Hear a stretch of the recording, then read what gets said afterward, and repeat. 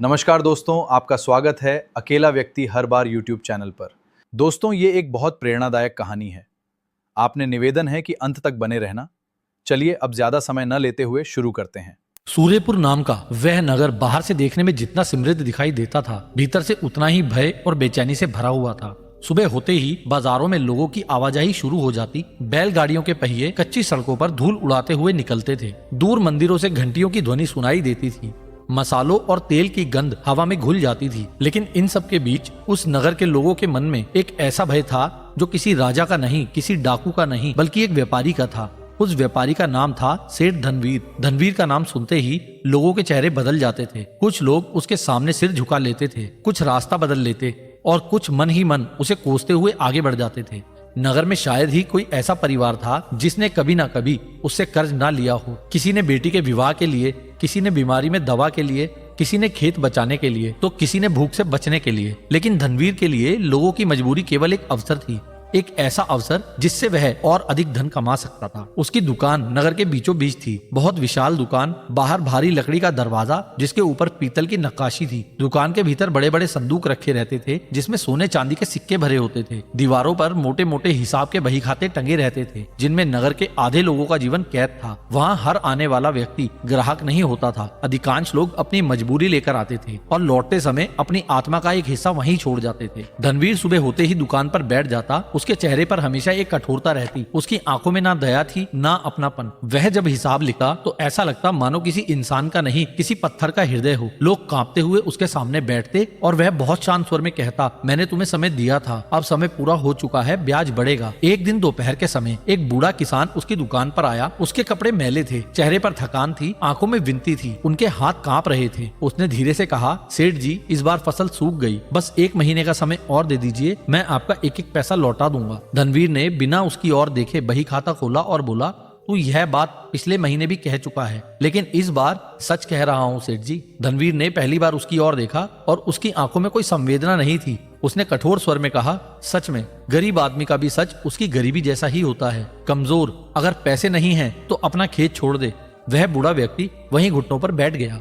उसकी आंखों से आंसू गिरने लगे। उसने हाथ जोड़कर कहा, सेठ जी, वह खेत ही तो सब कुछ है। धनवीर हंस पड़ा, बहुत हल्की लेकिन चुभती हुई हंसी। यही गलती करते हो तुम लोग, मिट्टी को सब कुछ समझ लेते हो। इस संसार में सब कुछ केवल धन है। उस बूढ़े किसान की आंखों में एक पल के लिए ऐसा दर्द उभरा जैसे शब्दों में बयां नहीं किया जा सकता था। वह धीरे धीरे उठा और बिना कुछ कहे वहां से चला गया। दुकान के बाहर खड़े लोग सब देख रहे थे, लेकिन किसी में इतना साहस नहीं था कि कुछ कह सके। धनवीर के दोनों बेटे भी उसी दुकान पर बैठना सीख रहे थे। बड़ा बेटा किशन अपने पिता से भी अधिक कठोर था। उसकी उम्र अधिक नहीं थी, लेकिन उसके चेहरे पर अहंकार साफ दिखाई देता था। उसे गरीबों की विवशता देखकर आनंद आता था। जब कोई व्यक्ति पैसे ना लौटा पाए तो वह जानबूझकर उसका अपमान करता। एक बार एक स्त्री अपनी बीमार बेटी के लिए समय मांगने आई। वह रो रही थी, लेकिन किशन ने उसकी ओर देखकर कहा, रोने से ब्याज कम नहीं होगा। अगर आंसुओं की कीमत होती तो तुम लोग सबसे बड़े धनवान होते। दूसरा बेटा मुरली बाहर से शांत दिखाई देता था, लेकिन भीतर से वह और भी अधिक स्वार्थी था। वह लोगों को मीठी बातें करके कर्ज देता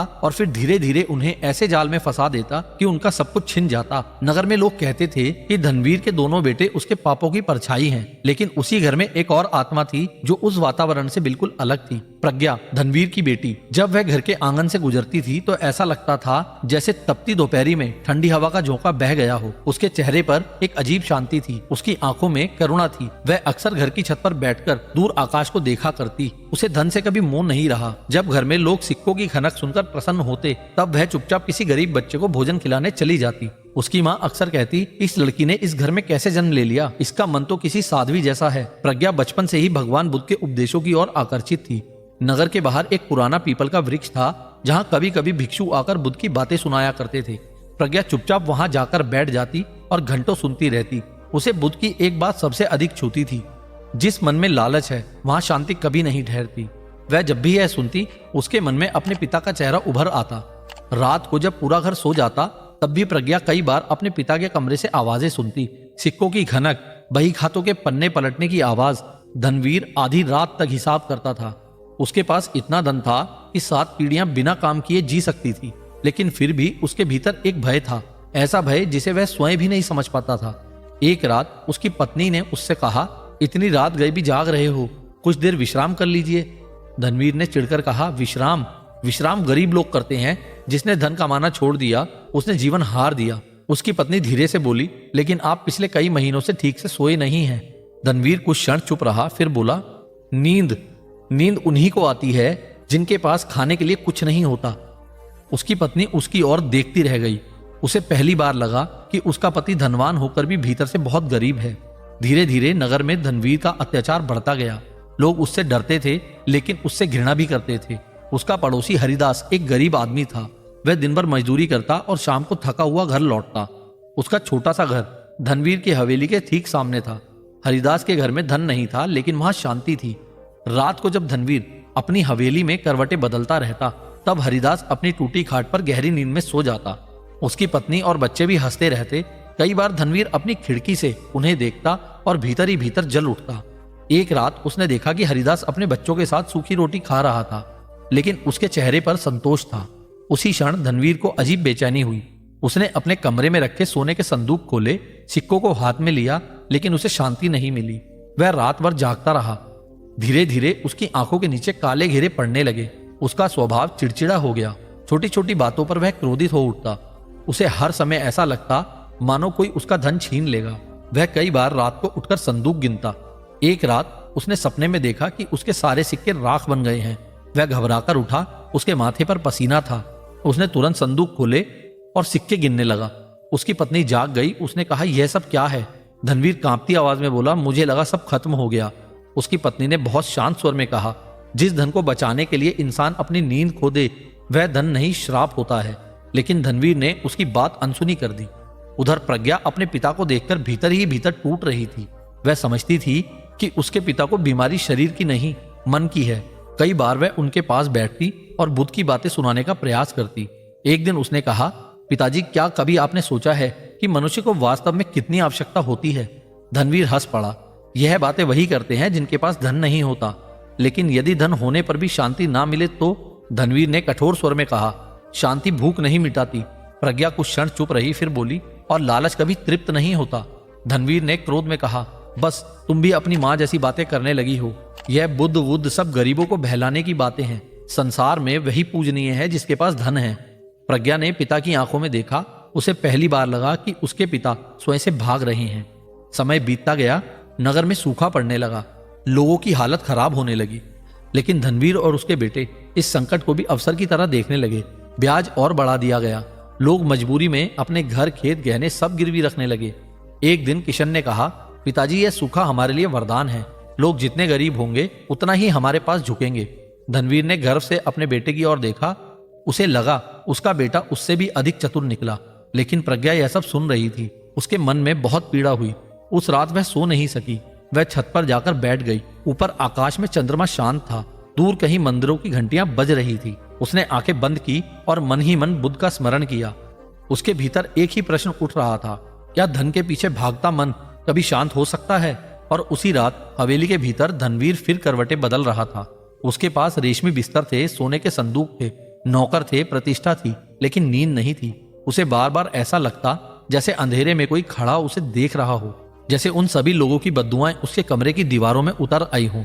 उसने आंखें बंद की, लेकिन उसे उन किसानों के चेहरे दिखाई देने लगे जिनसे उसने खेत छीन लिए थे। वह अचानक उठ बैठा। उसका हृदय तेजी से धड़क रहा था। उसे लगा जैसे उसके भीतर कोई खालीपन बढ़ता जा रहा है, ऐसा खालीपन जिसे संसार का कोई धन भर नहीं सकता। लेकिन वह यह समझ नहीं पा रहा था कि उसका सबसे बड़ा शत्रु कोई दूसरा नहीं, उसका अपना लालच था। समय कभी एक जैसा नहीं रहता। जिस प्रकार ऋतुएं बदलती हैं, उसी प्रकार मनुष्य के कर्म भी एक दिन उसके सामने खड़े हो जाते हैं। सूर्यपुर के लोग वर्षों से जिस भय में जी रहे थे, अब वही भय धीरे धीरे धनवीर के अपने जीवन में उतरने लगा था। लेकिन अहंकार मनुष्य को तब तक अंधा बनाए रखता है जब तक उसका सब कुछ टूट ना जाए। सूखे ने पूरे नगर को कमजोर कर दिया था। खेत सूख चुके थे, कुएं आधे खाली हो चुके थे और लोगों के घरों में अनाज कम पड़ने लगा था। लेकिन धनवीर की हवेली में अभी भी सोने के संदूक भरे पड़े थे। बाहर लोग भूख से तड़प रहे थे और भीतर उसके बेटे नई योजनाएं बना रहे थे कि किस प्रकार और अधिक ब्याज वसूला जाए। किशन अब पूरी तरह निर्दयी हो चुका था। उसके भीतर दया नाम की कोई भावना नहीं बची थी। उसे लगता था कि कठोर होना ही शक्ति है। वह नगर के गरीबों को इंसान नहीं, अवसर समझता था। जब कोई व्यक्ति उसके सामने हाथ जोड़कर खड़ा होता तो उसके चेहरे पर एक अजीब प्रकार का आनंद दिखाई देता। एक दिन दोपहर के समय एक युवक उसकी दुकान पर आया। उसकी माँ बीमार थी। उसने पहले भी धनवीर से कर्ज लिया था, लेकिन सूखे के कारण वह चुका नहीं पाया। वह कांपती आवाज में बोला, सेठ जी, मेरी माँ मर जाएगी, बस थोड़ा समय और दे दीजिए। किशन ने कठोर स्वर में कहा, समय? तुम्हें समय चाहिए या दया? युवक रो पड़ा। हम गरीब हैं सेठ जी, लेकिन धोखेबाज नहीं। किशन ने मेज पर हाथ मारते हुए कहा, गरीबी ही सबसे बड़ा धोखा है। तुम जैसे लोग मेहनत कम और बहाने ज्यादा करते हो। उस युवक की आंखों में अपमान की आग भर गई।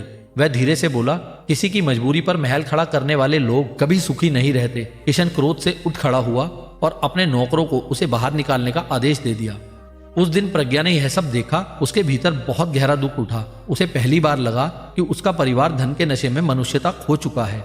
रात को उसने अपनी माँ से कहा, माँ, इस घर में मुझे कभी कभी बहुत अंधेरा लगता है। उसकी माँ की आंखें भर आई।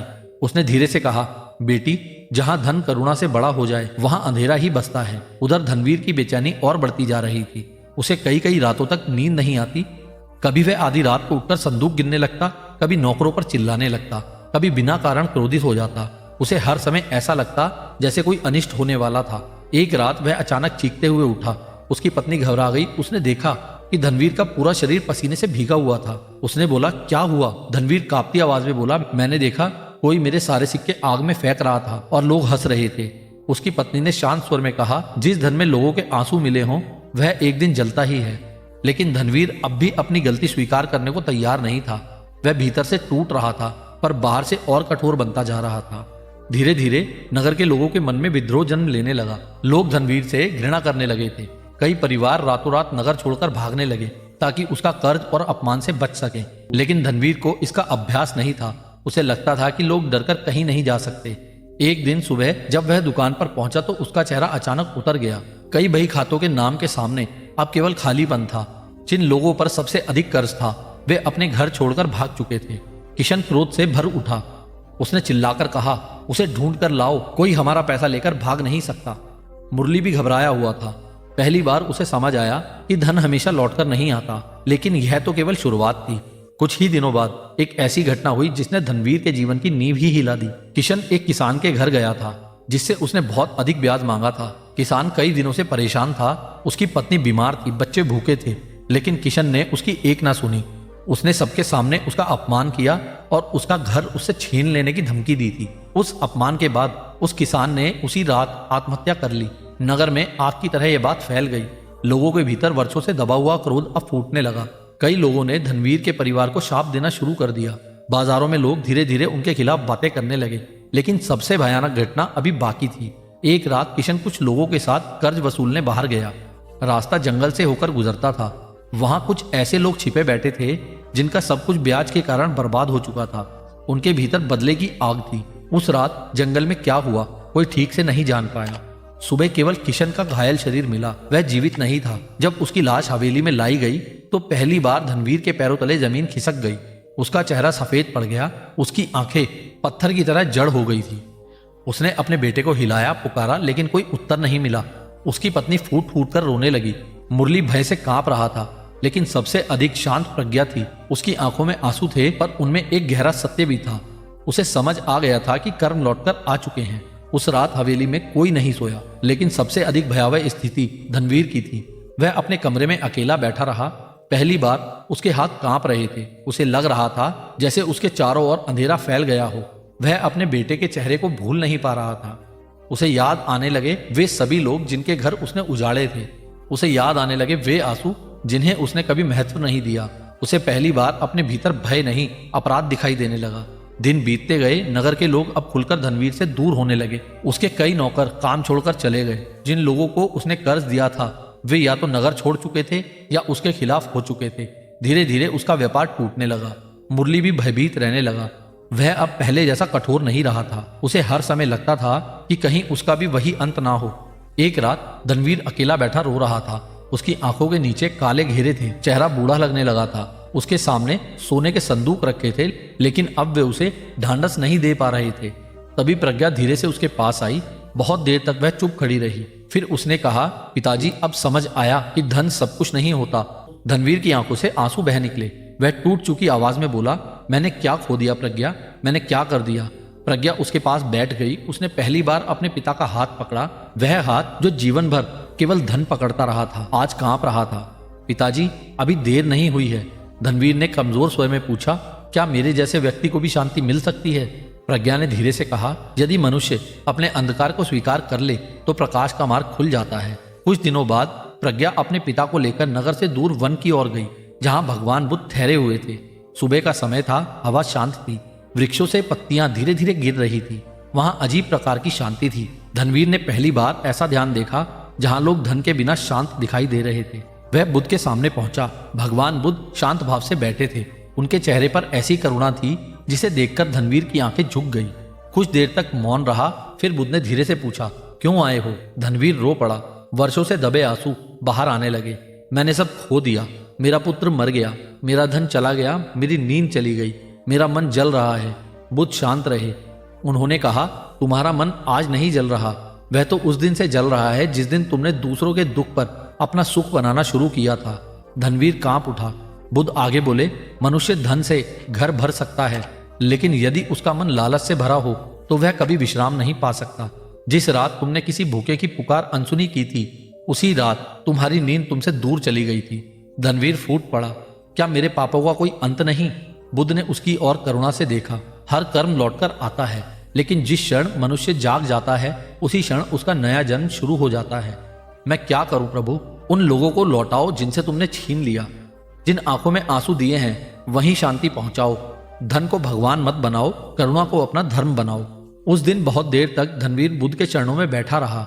वर्षों बाद उसके भीतर पहली बार हल्कापन महसूस हुआ। उस रात वह वहीं वृक्ष के नीचे सोया और वर्षों में पहली बार उसे गहरी नींद आई। सुबह जब उसकी आंख खुली तो उसका चेहरा बदल चुका था।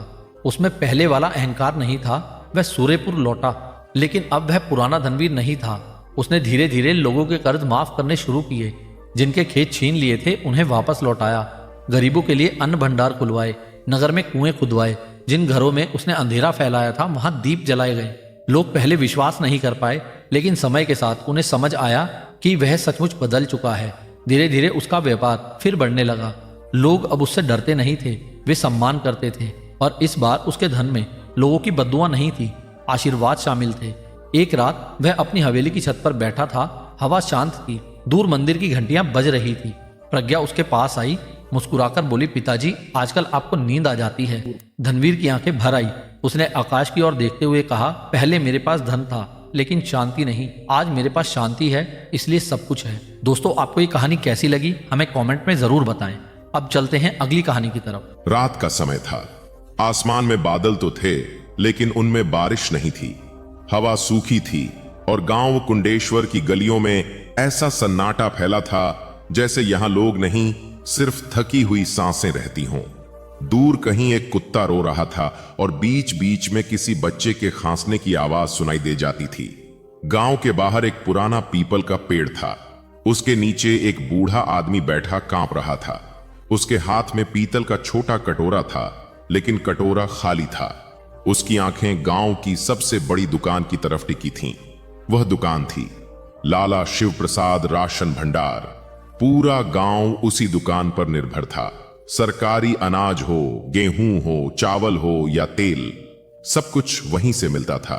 लेकिन पिछले कुछ महीनों से गांव में एक अजीब डर फैल गया था। लोग धीरे धीरे भूखे रहने लगे थे। राशन कम मिलने लगा था। कई घरों में चूल्हे बुझ चुके थे। फिर भी शिव प्रसाद का गोदाम पहले से ज्यादा भरता जा रहा था। उस रात बूढ़ा आदमी बहुत देर तक दुकान को देखता रहा। उसकी आंखों में उम्मीद थी कि शायद दुकान खुले और उसे थोड़ा आटा मिल जाए। लेकिन तभी दुकान का दरवाजा खुला। अंदर से शिव प्रसाद बाहर निकला। मोटा शरीर, सफेद कपड़े, माथे पर बड़ा तिलक और हाथ में चांदी की माला। उसे देखकर कोई भी कह देता कि यह बहुत धार्मिक आदमी है, लेकिन उसकी आंखों में दया नहीं थी। उसने बूढ़े को देखा और चिढ़कर बोला, अबे फिर आ गया तू? बूढ़े ने कांपती आवाज में कहा, लाला जी, 2 दिन से कुछ नहीं खाया, थोड़ा आटा दे दो। शिव प्रसाद ने हंसते हुए कहा, मुफ्त में बांटूं क्या सबको? चल भाग यहां से, मैं पैसे दे दूंगा अगले हफ्ते। अगले हफ्ते? शिव प्रसाद गुस्से से बोला, तुम गरीबों का यही रोना है, पहले लेते हो फिर मर जाते हो। बूढ़ा चुप हो गया। कुछ पल बाद वह धीरे धीरे उठकर जाने लगा, लेकिन तभी उसका शरीर लड़खड़ाया और वह वहीं जमीन पर गिर पड़ा। शिव प्रसाद कुछ सेकंड उसे देखता रहा, फिर नौकर को आवाज दी, अरे माधव, इसे यहां से हटाओ, सुबह लोग देखेंगे तो तमाशा होगा। नौकर माधव दौड़कर आया। उसने बूढ़े की नब्ज देखी, उसकी आंखें फैल गईं। लाला जी, ये तो मर गया। शिव प्रसाद का चेहरा एक पल को सख्त हुआ, लेकिन अगले ही पल उसने ठंडे स्वर में कहा, तो क्या करूं, जिंदा कर दूं? माधव अंदर तक कांप गया। उस रात गांव में किसी को पता नहीं चला कि एक आदमी भूख से मर गया था। सुबह सूरज निकला, गांव में फिर वही लाइनें लग गईं। औरतें खाली थैले लेकर खड़ी थीं, बच्चे अपनी माओं का हाथ पकड़े हुए थे। सबकी आंखों में एक ही सवाल था, आज पूरा राशन मिलेगा या नहीं। लाइन में एक लड़की भी खड़ी थी, उसका नाम था चंदा, उम्र मुश्किल से 20 साल। उसके पिता बीमार थे, मां कई साल पहले गुजर चुकी थी। घर में 2 छोटे भाई थे, पूरा घर उसी के भरोसे चल रहा था। लेकिन पिछले 3 दिनों से उसके घर में सिर्फ नमक पानी पीकर गुजारा हो रहा था। उसकी बारी आई, शिव प्रसाद ने तराजू पर गेहूं रखा और जल्दी से थैला बढ़ा दिया। चंदा समझ गई, उसने धीरे से कहा, लाला जी, यह कम है। शिव प्रसाद ने आंखें तरेरी, तू मुझे सिखाएगी? मैं बस इतना कह रही हूं कि सरकारी पर्ची में 5 किलो लिखा है, तो सरकार से जाकर ले ले। लाइन में खड़े लोग चुप हो गए। चंदा ने हिम्मत करके फिर कहा, मेरे छोटे भाई भूखे हैं। शिव प्रसाद अचानक गुस्से में उठ खड़ा हुआ। उसने सबके सामने चंदा का थैला जमीन पर फेंक दिया। गेहूं मिट्टी में बिखर गया। बहुत जुबान चलने लगी है तेरी। चंदा की आंखें भर आईं। वह घुटनों के बल बैठकर मिट्टी से गेहूं चुनने लगी। लोग देख रहे थे, लेकिन कोई आगे नहीं आया, क्योंकि सब डरते थे। डर भूख से भी ज्यादा खतरनाक होता है। भीड़ में खड़ा माधव सब देख रहा था। उसका गला सूख गया। उसने पहली बार महसूस किया कि यह दुकान अब राशन की दुकान नहीं रही। यह जगह लोगों की मजबूरी बेचने लगी है। उस रात माधव देर तक सो नहीं पाया। उसे बार बार बूढ़े आदमी का चेहरा याद आता रहा और चंदा जो मिट्टी से गेहूं चुन रही थी। अगले दिन गांव में खबर फैली कि नदी किनारे किसी बूढ़े की लाश मिली है, लेकिन किसी ने खुलकर कुछ नहीं कहा। गांव में सच्चाई बोलने की हिम्मत धीरे धीरे मर चुकी थी। इधर शिव प्रसाद अपने गोदाम में बैठा हिसाब लगा रहा था। इस बार अच्छा फायदा हुआ। वह मुस्कुराया। उसका साथी व्यापारी बोला, लेकिन गांव में लोग बातें करने लगे हैं। शिव प्रसाद हंस पड़ा। भूखे लोग सिर्फ बातें करते हैं, लड़ते नहीं। दोनों जोर से हंसने लगे। लेकिन उसी रात कुछ अजीब हुआ। शिव प्रसाद गहरी नींद में था, तभी उसे लगा जैसे बाहर कोई दरवाजा खटखटा रहा है। ठक ठक ठक। वह उठ बैठा। आधी रात थी। उसने दरवाजा खोला। बाहर कोई नहीं था, सिर्फ ठंडी हवा चल रही थी। वह वापस मुड़ने ही वाला था कि अचानक उसे जमीन पर कुछ दिखाई दिया। एक छोटा कटोरा, ठीक वैसा जैसा उस बूढ़े के हाथ में था। शिव प्रसाद के चेहरे का रंग उड़ गया। उसने तुरंत इधर उधर देखा, कोई नहीं था। उसने कटोरा उठाकर दूर फेंक दिया और अंदर चला गया। लेकिन उस रात उसे नींद नहीं आई। सुबह होते ही वह फिर दुकान पर बैठ गया, जैसे कुछ हुआ ही न हो। लेकिन उसके चेहरे पर हल्की बेचैनी थी। उधर चंदा के घर की हालत बिगड़ती जा रही थी। उसके छोटे भाई गोपाल को तेज बुखार हो गया था। वह बार बार एक ही बात कह रहा था, दीदी रोटी। लेकिन घर में कुछ नहीं था। चंदा ने पड़ोसियों से मदद मांगी, लेकिन पूरा गांव खुद भूखा था। आखिरकार वह फिर शिव प्रसाद की दुकान पहुंची। इस बार दुकान खाली थी। चंदा ने हाथ जोड़ दिए। लाला जी, मेरे भाई की हालत बहुत खराब है, थोड़ा आटा दे दीजिए। शिव प्रसाद ने बिना उसकी तरफ देखे कहा, उधार बंद है, मैं काम कर दूंगी। कौन सा काम? चंदा चुप रही। शिव प्रसाद धीरे धीरे उसकी तरफ देखने लगा। उसकी नजरें गंदी हो चुकी थीं। माधव यह सब देख रहा था। उसका खून खौल उठा। चंदा तुरंत पीछे हट गई। मैं कल पैसे लेकर आऊंगी। वह जल्दी से वहां से निकल गई। माधव ने पहली बार शिव प्रसाद से कहा, लाला जी, इतना मत गिरिए। शिव प्रसाद ने उसे घूरा। तुझे नौकरी करनी है या प्रवचन देना है? माधव चुप हो गया। लेकिन उस दिन से उसके भीतर बगावत शुरू हो चुकी थी। उसी शाम गांव में खबर फैली, भगवान बुद्ध कुंडेश्वर आने वाले हैं। पूरा गांव जैसे अचानक जाग उठा। लोग कहने लगे, शायद अब कुछ बदले। लेकिन शिव प्रसाद मुस्कुरा रहा था। उसे लगा यह उसके लिए अच्छा मौका है। अगर बुद्ध उसके घर आएंगे तो गांव में उसका सम्मान और बढ़ जाएगा। उसने तुरंत पूरे गांव में घोषणा करवा दी, भगवान बुद्ध के भोजन की व्यवस्था शिव प्रसाद करेगा। लोग प्रभावित हो गए, लेकिन माधव के मन में एक ही बात घूम रही थी, जिस आदमी के गोदाम में गरीबों की भूख बंद है, वही बुद्ध को भोजन कराएगा। उसी रात शिव प्रसाद फिर जाग गया। उसे लगा जैसे गोदाम से किसी बच्चे के रोने की आवाज आ रही हो। धीरे धीरे रोटी रोटी उसकी सांसें तेज हो गईं। वह डरते हुए गोदाम तक गया। दरवाजा खोला। अंदर अंधेरा था, लेकिन उसे साफ सुनाई दे रहा था कई बच्चों की आवाजें। हमें भूख लगी है। अचानक उसे लगा जैसे बोरे हिल रहे हों। वह डरकर पीछे हट गया। पहली बार उसके मन में भय पैदा हुआ, लेकिन लालच अभी भी उससे बड़ा था। अगली सुबह भगवान बुद्ध गांव पहुंचे। साधारण वस्त्र, शांत चेहरा, लेकिन आंखों में ऐसा प्रकाश जिसे देखकर लोग खुद ब खुद शांत हो जाते थे। पूरा गांव उनके पीछे चलने लगा। शिव प्रसाद आगे बढ़ा। भगवान, मेरे घर पधारिए। लेकिन बुद्ध ने उसकी तरफ नहीं देखा। उन्होंने सिर्फ इतना पूछा, इस गांव में सबसे ज्यादा दुखी कौन है? पूरा गांव चुप हो गया। और तभी भीड़ के पीछे खड़ी चंदा की आंखों से आंसू लगातार बह रहे थे। उसने उन्हें छिपाने की कोशिश की, लेकिन भगवान बुद्ध की दृष्टि उससे छिप नहीं सकी। वे धीरे धीरे उसकी ओर बढ़े। पूरा गांव शांत हो गया, यहां तक कि हवा भी जैसे थम गई थी। बुद्ध उसके सामने आकर रुक गए। तुम रो क्यों रही हो पुत्री? चंदा कुछ बोल नहीं पाई। उसके होंठ कांप रहे थे। कई दिनों की भूख, अपमान और डर उसके भीतर जमा था। वह केवल इतना कह सकी, क्योंकि इस गांव में गरीब होना सबसे बड़ा अपराध है। यह सुनते ही भीड़ में खामोशी और गहरी हो गई। शिव प्रसाद के चेहरे पर हल्का तनाव आया, लेकिन उसने तुरंत मुस्कुराने की कोशिश की। भगवान, गरीब लोग दुख में अक्सर बड़ी बातें कह देते हैं। बुद्ध ने पहली बार उसकी तरफ देखा। वह नजर शांत थी, लेकिन इतनी गहरी कि शिव प्रसाद के भीतर तक उतर गई। और अमीर लोग? बुद्ध ने पूछा। वे अपने दुख छिपाने के लिए क्या करते हैं? शिव प्रसाद एक पल के लिए चुप हो गया। उसने बात बदलते हुए कहा, भगवान, पहले भोजन कर लीजिए, फिर गांव की समस्या भी सुन लीजिएगा। लेकिन बुद्ध वहीं खड़े रहे। उन्होंने आसपास खड़े लोगों की ओर देखा। सबके चेहरे पर डर था। कोई खुलकर कुछ नहीं कह रहा था, जैसे पूरे गांव की आवाज किसी ने बंद कर दी हो। तभी भीड़ में खड़ा माधव आगे आया। उसके हाथ कांप रहे थे। शिव प्रसाद ने उसे घूरा। वह समझ गया कि अगर माधव ने कुछ कहा तो उसका राज खुल सकता है। लेकिन माधव अब डरते डरते थक चुका था।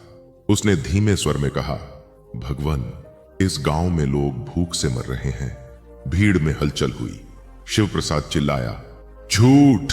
माधव की आंखें लाल हो गईं। झूठ? उसने पहली बार ऊंची आवाज में कहा। जिस बूढ़े को आपने दुकान से भगाया था, वह नदी किनारे मरा मिला था। गांव वाले एक दूसरे को देखने लगे। कई लोगों की आंखें झुक गईं। सच्चाई सब जानते थे, लेकिन पहली बार किसी ने खुलकर बोला था। शिव प्रसाद गुस्से से कांपने लगा। तू नौकरी भूल गया है माधव? नौकरी याद रही होती, माधव बोला, तो इंसानियत मर जाती। पूरा वातावरण भारी हो चुका था, लेकिन बुद्ध अब भी शांत थे। उन्होंने सिर्फ इतना कहा, आज रात मैं इसी गांव में रुकूंगा। उस रात कुंडेश्वर गांव अजीब बेचैनी में डूबा था। लोग अपने घरों में बैठकर उसी घटना की चर्चा कर रहे थे। वर्षों बाद किसी ने शिव प्रसाद के खिलाफ आवाज उठाई थी। उधर शिव प्रसाद अपने कमरे में अकेला बैठा था। उसके सामने सोने की थाली में भोजन रखा था। घी की खुशबू पूरे कमरे में फैल रही थी, लेकिन आज पहली बार उसे भोजन देखकर भूख नहीं लग रही थी। बार बार वही शब्द उसके कानों में गूंज रहे थे। जिस बूढ़े को आपने दुकान से भगाया था, उसने झुंझलाकर पानी पिया। सब मेरे खिलाफ हो रहे हैं, वह बड़बड़ाया। तभी बाहर हवा तेज चलने लगी। दरवाजा अपने आप चर्रर की आवाज के साथ खुल गया। शिव प्रसाद चौंक उठा। उसने देखा दरवाजे पर कोई नहीं था, लेकिन जमीन पर फिर वही पीतल का कटोरा रखा था। इस बार कटोरे में गेहूं के कुछ दाने पड़े थे और उन दानों पर लाल रंग के धब्बे थे। शिव प्रसाद का गला सूख गया। वह डरते हुए पीछे हटने लगा। अचानक उसे लगा जैसे कमरे में किसी बच्चे की धीमी आवाज गूंज रही हो, हमें भूख लगी है। उसने घबराकर चारों तरफ देखा, कोई नहीं, लेकिन आवाज अब और पास आ रही थी। हमें भूख लगी है। शिव प्रसाद ने चीख कर कटोरा उठाया और दीवार पर दे मारा। कटोरा घूमता हुआ जमीन पर गिरा, लेकिन आवाज बंद नहीं हुई। वह पूरी रात जागता रहा। सुबह उसकी आंखों के नीचे काले घेरे थे। उधर चंदा के घर में स्थिति और खराब हो चुकी थी। गोपाल का बुखार तेज था, उसका शरीर तप रहा था। वह बेसुध होकर बार बार एक ही शब्द बोल रहा था, रोटी। चंदा की आंखें सूज चुकी थीं। उसने पूरी रात उसके सिर पर गीला कपड़ा रखा था, लेकिन भूख बीमारी से ज्यादा खतरनाक होती है। सुबह होते ही वह फिर बाहर निकली, लेकिन इस बार राशन मांगने नहीं, काम ढूंढने। वह खेतों में गई, घरों में गई, लेकिन हर जगह एक ही जवाब मिला, हम खुद मुश्किल में हैं। थकी हुई चंदा आखिर गांव के बाहर पीपल के पेड़ के नीचे बैठ गई। वहीं भगवान बुद्ध शांत बैठे थे। उन्होंने चंदा को देखा। तुम्हारे भीतर बहुत डर है। चंदा रो पड़ी। डर नहीं भगवान, हार है। बुद्ध कुछ देर शांत रहे, फिर बोले, मनुष्य तब तक नहीं हारता जब तक वह अन्याय को सच मानना शुरू नहीं कर देता। चंदा ने पहली बार उनकी आंखों में देखा। उसे लगा जैसे कोई उसके भीतर टूट चुकी उम्मीद को धीरे धीरे वापस जगा रहा हो। लेकिन मैं अकेली क्या कर सकती हूं? उसने पूछा। बुद्ध मुस्कुराए। सच हमेशा अकेला शुरू होता है। उधर शिव प्रसाद दुकान पर बैठा था, लेकिन आज उसका ध्यान बार बार गोदाम की तरफ जा रहा था। उसे लग रहा था जैसे अंदर कोई चल रहा हो। आखिर वह खुद उठकर गोदाम तक गया। दरवाजा खोला।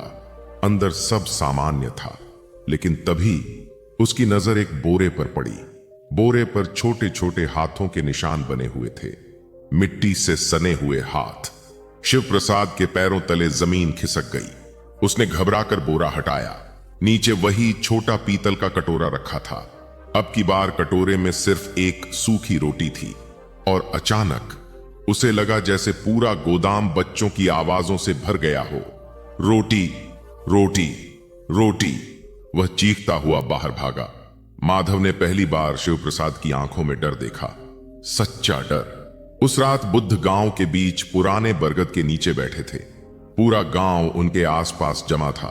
कोई धन की समस्या बता रहा था, कोई बीमारी की, लेकिन बुद्ध शांत थे। तभी उन्होंने अचानक पूछा, यदि एक गांव में अन्न होते हुए भी लोग भूखे मरें, तो दोष किसका होता है? कोई जवाब नहीं दे पाया। बुद्ध ने फिर कहा, उस व्यक्ति का जिसने भूख को व्यापार बना लिया। भीड़ में खुसर पुसर होने लगी। शिव प्रसाद का चेहरा उतर गया। उसने गुस्से में सभा छोड़ दी, लेकिन जैसे ही वह घर पहुंचा, उसके कदम रुक गए। उसके दरवाजे पर दर्जनों कटोरे रखे थे, खाली कटोरे। वह कांप गया। यह किसने किया? लेकिन आसपास कोई नहीं था, सिर्फ हवा चल रही थी। और फिर उसे लगा जैसे अंधेरे में कई लोग खड़े उसे देख रहे हों। भूखे चेहरे, सूखी आंखें, कांपते बच्चे। वह डरकर अंदर भागा। उस रात उसे नींद नहीं आई। पहली बार उसने महसूस किया कि धन होने के बाद भी मनुष्य कितना अकेला हो सकता है।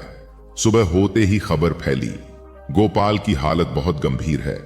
चंदा उसे गोद में लेकर वैद्य के पास भाग रही थी, लेकिन रास्ते में ही गोपाल ने धीरे से आंखें खोली।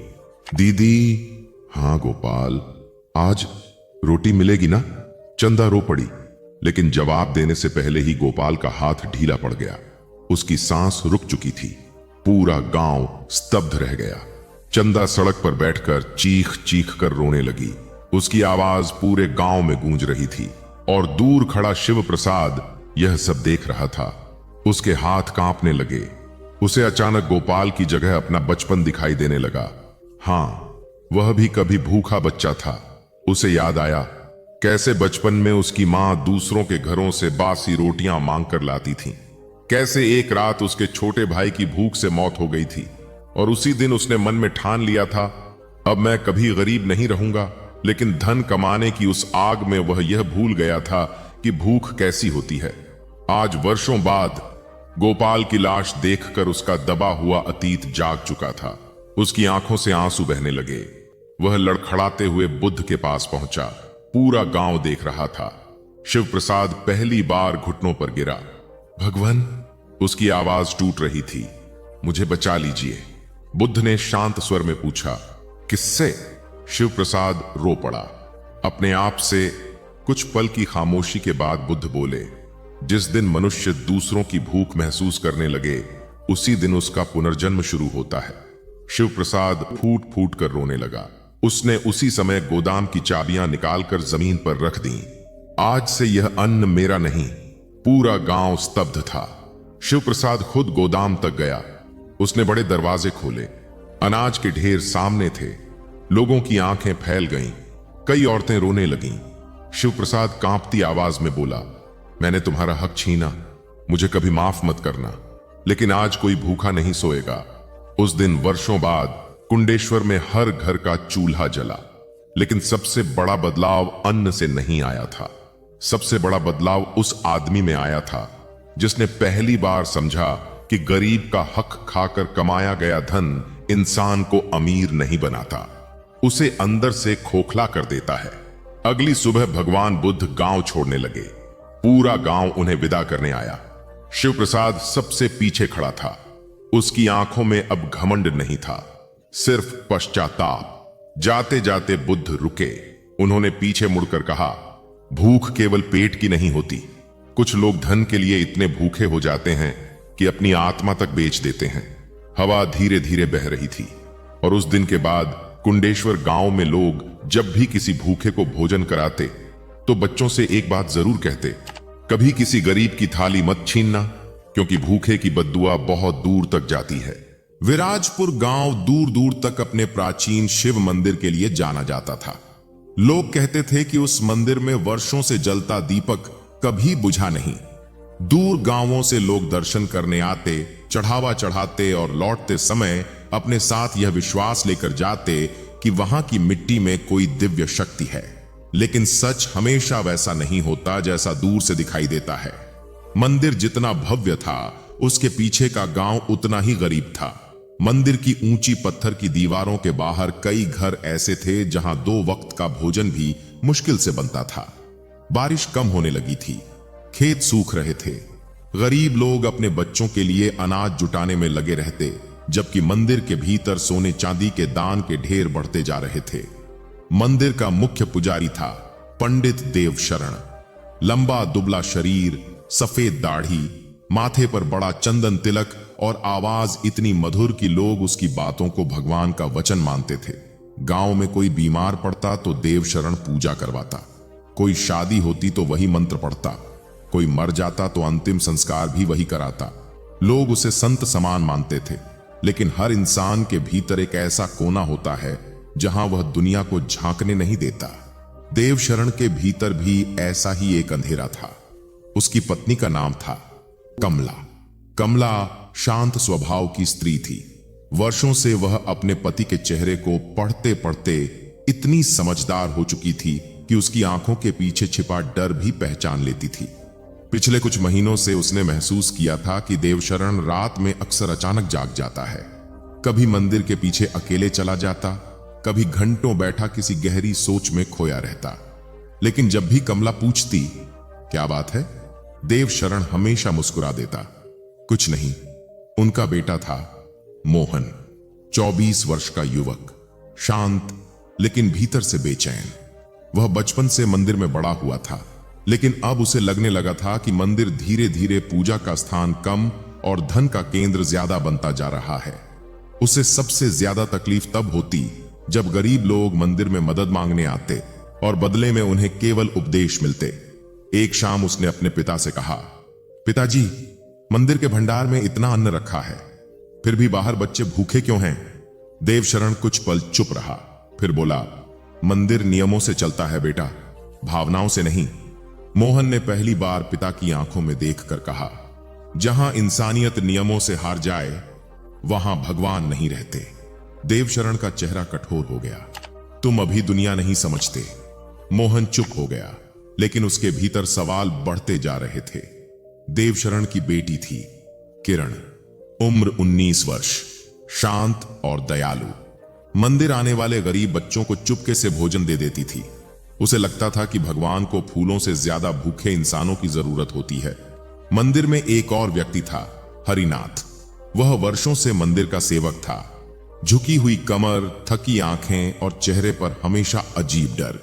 हरिनाथ बहुत कम बोलता था, लेकिन वह मंदिर के हर कोने और हर रहस्य को जानता था। एक दिन दोपहर के समय जब तेज धूप पूरे गांव को जला रही थी, मंदिर के मुख्य द्वार पर एक बूढ़ा आदमी दिखाई दिया। उसके कपड़े मिट्टी से सने थे, सिर पर पुरानी पगड़ी और हाथ में एक बड़ा मिट्टी का मटका। वह धीरे धीरे चलता हुआ मंदिर के भीतर आया। लोग उसे देखकर हंसने लगे। लगता है कोई कुम्हार है। बूढ़ा सीधे देवशरण के सामने जाकर रुका। उसकी आंखें अजीब थीं, बहुत शांत, लेकिन भीतर कुछ छिपाए हुए। उसने मटका जमीन पर रखा और बोला, पंडित जी, इसे मंदिर में रख लीजिए। देवशरण ने मटके को देखा, साधारण मिट्टी का मटका। इसमें क्या है? बूढ़ा हल्का मुस्कुराया, सच्चाई। लोग हंस पड़े। देवशरण ने भी मुस्कुराकर कहा, मिट्टी के मटके में सच्चाई? बूढ़ा बोला, हां, यह मटका उस जगह टिकता नहीं जहां झूठ दबा हो। मंदिर में खामोशी फैल गई। देवशरण का चेहरा एक पल के लिए बदल गया, लेकिन अगले ही पल उसने खुद को संभाल लिया। तुम्हारा नाम क्या है? भैरव। और तुम यह मटका यहां क्यों छोड़ना चाहते हो? भैरव ने मंदिर की दीवारों की तरफ देखा, फिर धीमे स्वर में बोला, क्योंकि कुछ आवाजें मिट्टी जल्दी सुन लेती हैं। इतना कहकर वह चला गया। लोग उसका मजाक उड़ाते रहे, लेकिन हरिनाथ का चेहरा पीला पड़ चुका था। उस रात मंदिर में पहली अजीब घटना हुई। आधी रात को अचानक घंटियां बजने लगीं। हरिनाथ घबरा कर उठा। उसने देखा मंदिर खाली था, हवा भी नहीं चल रही थी, लेकिन घंटियां लगातार बज रही थीं। देवशरण भी बाहर आ गया। दोनों ने इधर उधर देखा। तभी उनकी नजर उस मटके पर पड़ी। उसके भीतर से पानी गिरने की आवाज आ रही थी। देवशरण धीरे धीरे आगे बढ़ा, मटके में झांका। वह पूरा पानी से भरा हुआ था, जबकि शाम तक वह खाली था। हरिनाथ डर गया। पंडित जी, इसे मंदिर से बाहर फेंक दीजिए। देवशरण गुस्से में बोला, चुप रहो। लेकिन सच यह था कि उसके अपने हाथ कांप रहे थे। अगले दिन गांव में खबर फैल गई, मंदिर का मटका अपने आप भर जाता है। लोग दूर दूर से देखने आने लगे। कुछ उसे चमत्कार कहने लगे, कुछ श्राप। मगर असली बदलाव धीरे धीरे शुरू हुआ। उस रात देवशरण सो नहीं पाया। उसे बार बार लगा जैसे कोई उसके कमरे के बाहर चल रहा हो। वह बाहर निकला, कोई नहीं था। लेकिन जब उसकी नजर मंदिर के आंगन पर गई तो वह जम गया। मटका ठीक उसके कमरे के सामने रखा था, जबकि शाम को वह गर्भगृह के पास था। देवशरण की सांसें तेज हो गईं। उसने तुरंत हरिनाथ को बुलाया। तूने इसे यहां रखा? हरिनाथ कांपते हुए बोला, नहीं पंडित जी, मैं तो मंदिर बंद करके सो गया था। दोनों कुछ पल उस मटके को देखते रहे। फिर अचानक मटके के भीतर से आवाज आई, जैसे अंदर पानी नहीं, कोई रो रहा हो। देवशरण का गला सूख गया। उस रात पहली बार उसके मन में वह पुराना डर लौट आया, जिसे वह वर्षों से दबाए बैठा था। अगले कई दिनों तक अजीब घटनाएं होती रहीं। कभी मंदिर के दीपक अपने आप बुझ जाते, कभी मटका गर्म हो जाता, कभी उसके आसपास मिट्टी गीली मिलती जैसे किसी ने आंसू बहाए हों।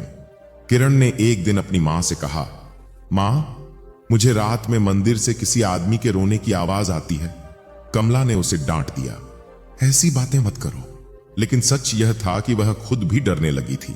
उधर मोहन का गुस्सा बढ़ता जा रहा था। उसने देखा कि लोग मटके के डर से और ज्यादा चढ़ावा चढ़ाने लगे हैं। देवशरण अब लोगों से कहने लगा, मटका देवताओं का संकेत है, मंदिर की विशेष पूजा करनी होगी। गरीब लोग अपने गहने तक चढ़ाने लगे। मोहन यह सब देखकर टूट गया। डर को भी धन कमाने का साधन बना दिया आपने। देवशरण गुस्से में चिल्लाया, तुम सीमा पार कर रहे हो। मोहन पहली बार ऊंची आवाज में बोला, नहीं पिताजी, सीमा आपने पार की है। कमला घबरा गई। घर में पहली बार इतना बड़ा झगड़ा हुआ था। उस रात देवशरण अकेला मंदिर में बैठा था। चारों तरफ अंधेरा, सिर्फ दीपक की हल्की लौ और सामने वही मटका, वह उसे घूर रहा था। अचानक मटके के भीतर से धुएं जैसी हल्की परत उठने लगी। देवशरण डर कर पीछे हटा। फिर उसने धीरे धीरे मटके के अंदर झांका। उसकी आंखें फैल गईं। मटके में पानी नहीं था, राख भरी हुई थी, काली राख। और उस राख के बीच चमक रही थी एक सोने की अंगूठी। देवशरण के हाथ कांपने लगे। उसने अंगूठी उठाई, और अगले ही पल उसके चेहरे का रंग उड़ गया। वह वही अंगूठी थी जो 20 वर्ष पहले उसके सबसे करीबी मित्र विष्णु पहना करता था। विष्णु जो एक रात अचानक गायब हो गया था, जिसके बारे में पूरे गांव से कहा गया था कि वह मंदिर का धन चुराकर भाग गया, लेकिन सच सिर्फ देवशरण जानता था। और उस रात 20 साल बाद वही सच राख बनकर उसके सामने लौट आया था। सोने की वह अंगूठी देवशरण के हाथ में कांप रही थी। मंदिर के भीतर जलता छोटा दीपक उसकी चमक पर पड़ रहा था, लेकिन उस चमक में अब भय था। 20 वर्षों से दबा हुआ एक सच अचानक उसके सामने खड़ा हो चुका था। देवशरण की सांसें भारी होने लगीं। उसने जल्दी से अंगूठी अपनी मुट्ठी में छिपा ली और घबराकर पीछे देखने लगा, जैसे उसे डर हो कि कहीं कोई उसे देख न ले। लेकिन मंदिर खाली था। फिर भी उसे ऐसा लग रहा था जैसे पत्थरों की दीवारें तक उसे घूर रही हों। उस रात वह अपने कमरे में गया, लेकिन सो नहीं पाया। कमला उसके चेहरे की बेचैनी देख रही थी। वर्षों की संगिनी होने के कारण वह समझ चुकी थी कि बात केवल मटके की नहीं है, कुछ ऐसा है जो देवशरण भीतर से छिपा रहा है। क्या हुआ है? उसने धीरे से पूछा। देवशरण ने आंखें बंद कर लीं। कुछ नहीं। कमला उसके सामने आकर बैठ गई। मैं तुम्हें वर्षों से जानती हूं। तुम जब डरते हो तब तुम्हारी आवाज बदल जाती है। देवशरण ने उसकी तरफ नहीं देखा। कुछ देर बाद बोला, कुछ बातें जितनी पुरानी हो जाएं, उतना अच्छा होता है कि उन्हें दफन ही रहने दिया जाए। कमला चौंक गई। उसने पहली बार अपने पति की आंखों में ऐसा डर देखा था। सुबह होते ही पूरे गांव में नई चर्चा फैल चुकी थी। मटके में राख निकली है, किसी आत्मा का संकेत है। मंदिर में कुछ छिपा हुआ है। लोगों की भीड़ बढ़ने लगी। कई लोग डर के कारण मंदिर आना छोड़ रहे थे, तो कई लोग और अधिक चढ़ावा चढ़ा रहे थे। लेकिन सबसे अधिक बदल रहा था देवशरण। अब वह पहले जैसा शांत नहीं दिखता था। पूजा करते समय उसका ध्यान भटक जाता। मंत्रों के बीच उसकी आवाज कांपने लगती।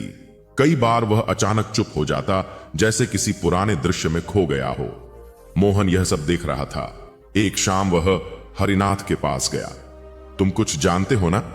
हरिनाथ का चेहरा पीला पड़ गया। मैं क्या जानूंगा? मोहन उसकी आंखों में देखता रहा। जब भी मटके की बात होती है तुम डर जाते हो।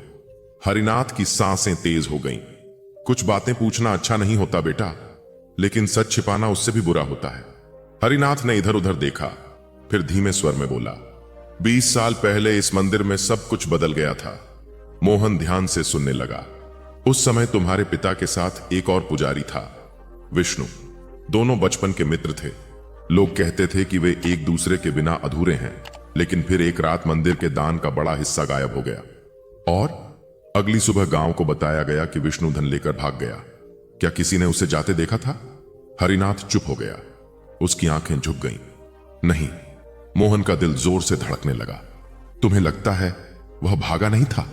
हरिनाथ की आवाज भर्रा गई। उस रात मंदिर से किसी के चीखने की आवाज आई थी। मोहन स्तब्ध रह गया। तुमने किसी को बताया क्यों नहीं?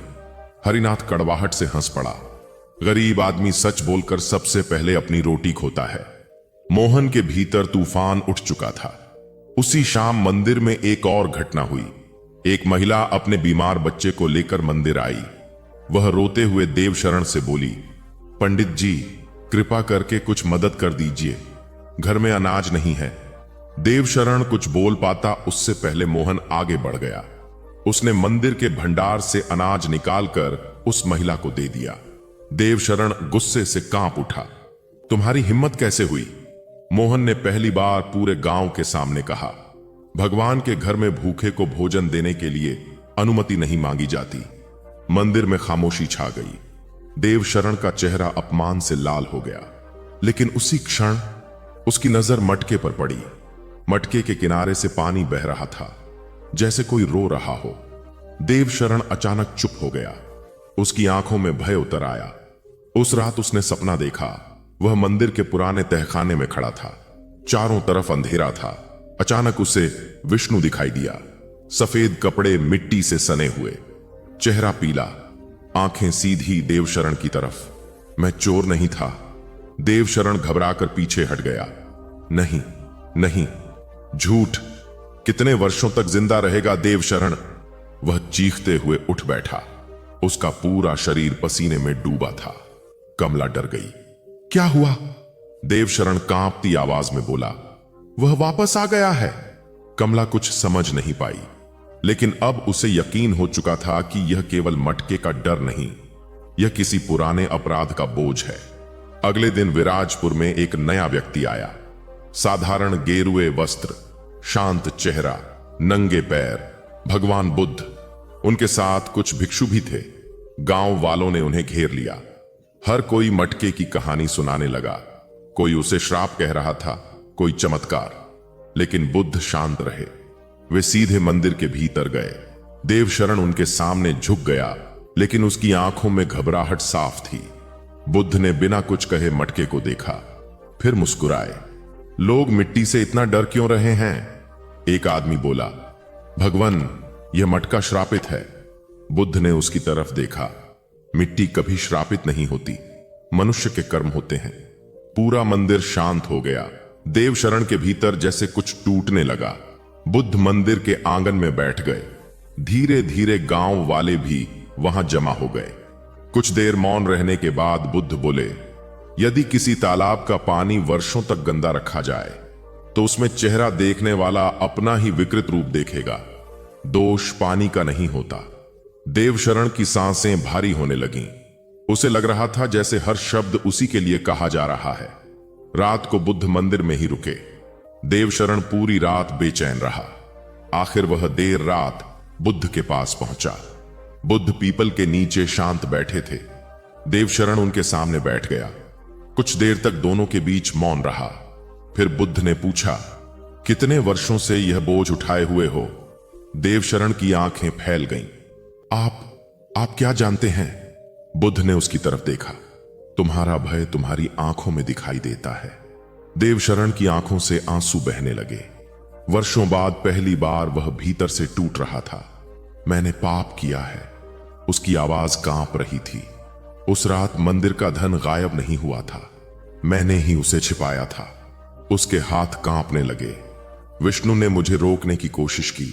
उसने कहा कि मंदिर गरीबों का है, लेकिन मैं लालच में अंधा हो चुका था। देवशरण रो पड़ा। हम दोनों में झगड़ा हुआ। वह तहखाने की सीढ़ियों से गिर गया। उसकी आवाज टूट गई। वह मर गया। हवा शांत थी, सिर्फ देवशरण के रोने की आवाज थी। मैं डर गया था। मैंने गांव वालों से कह दिया कि वह धन लेकर भाग गया। वह सिर झुकाकर रोता रहा। 20 वर्षों तक मैं पूजा करता रहा, लेकिन हर मंत्र के पीछे मुझे उसकी आवाज सुनाई देती थी। बुद्ध शांत रहे। कुछ देर बाद बोले, सबसे कठिन दंड अदालत नहीं देती, मनुष्य की आत्मा देती है। देवशरण ने पहली बार हल्कापन महसूस किया, जैसे वर्षों से उसके सीने पर रखा पत्थर टूट रहा हो। अगली सुबह पूरा गांव मंदिर में जमा था। देवशरण सबके सामने खड़ा हुआ। उसकी आंखों में अब घमंड नहीं था, सिर्फ पश्चाताप। उसने कांपती आवाज में सब सच बता दिया। पूरा गांव स्तब्ध रह गया। हरिनाथ रोने लगा। कमला की आंखों से आंसू बहने लगे। मोहन शांत खड़ा अपने पिता को देख रहा था। देवशरण जमीन पर बैठ गया। मैंने मंदिर को भगवान का घर नहीं, अपने लालच का स्थान बना दिया। कुछ देर तक कोई कुछ नहीं बोला। फिर मोहन आगे बढ़ा। उसने अपने पिता को उठाया। सच बोलने में देर हुई, लेकिन आपने आज पहली बार पूजा की है। देवशरण फूट पड़ा। उस दिन मंदिर का छिपा धन गरीबों में बांटा गया। भंडार खोल दिए गए। भूखे लोगों को भोजन मिलने लगा। धीरे धीरे विराजपुर बदलने लगा। और सबसे अजीब बात, उस दिन के बाद मटके में कभी राख नहीं दिखाई दी। अब उसमें हमेशा साफ पानी भरा रहता। एक शाम बुद्ध गांव छोड़ने लगे। जाते समय मोहन ने पूछा, भगवान, क्या वह मटका सचमुच रहस्यमयी था? बुद्ध हल्का मुस्कुराए। मटका नहीं, मनुष्य की आत्मा रहस्यमयी होती है। जब उसमें पाप भर जाए तो हर आवाज श्राप लगती है, और जब वह साफ हो जाए तो साधारण मिट्टी भी मंदिर बन जाती है। बुद्ध आगे बढ़ गए। पीछे मंदिर के बाहर वही मिट्टी का मटका रखा था। उसमें साफ पानी चमक रहा था। और वर्षों बाद पहली बार विराजपुर के लोगों को मंदिर में भगवान दिखाई देने लगे थे। रात का समय केवल शरीर को आराम देने के लिए नहीं होता, बल्कि यह आत्मा को शांत करने का भी समय होता है। लेकिन आज का मनुष्य रात को भी दिन की तरह जी रहा है। उसका शरीर बिस्तर पर होता है, लेकिन उसका मन कहीं और भटक रहा होता है। कोई भविष्य की चिंता में डूबा है, कोई बीते हुए अपमान को याद कर रहा है, कोई पैसों की परेशानी से परेशान है, तो कोई रिश्तों के दर्द में खोया हुआ है। यही कारण है कि इंसान थका होने के बाद भी जल्दी सो नहीं पाता। गौतम बुद्ध कहते हैं, जिस मन में हजारों विचार चल रहे हों, उस मन को नींद नहीं, केवल थकान मिलती है। इसका अर्थ यह है कि नींद शरीर से पहले मन को चाहिए होती है। अगर मन शांत नहीं है तो सबसे नरम बिस्तर भी बेकार है।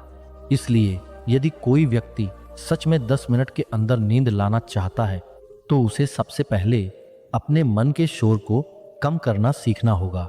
बहुत लोग यह गलती करते हैं कि वे सोने से ठीक पहले मोबाइल चलाते हैं। वे सोचते हैं कि कुछ देर वीडियो देखकर उन्हें नींद आ जाएगी, लेकिन सच इसके बिल्कुल विपरीत है। मोबाइल की चमकती हुई रोशनी और लगातार बदलती हुई तस्वीरें मस्तिष्क को आराम नहीं देती, बल्कि उसे और अधिक सक्रिय कर देती हैं। मन शांत होने की बजाय और बेचैन हो जाता है। एक युवक था जो हर रात देर तक फोन चलाता था। उसे लगता था कि मोबाइल देखने से उसका तनाव कम हो जाता है, लेकिन धीरे धीरे उसकी नींद गायब होने लगी। वह पूरी रात करवटें बदलता रहता।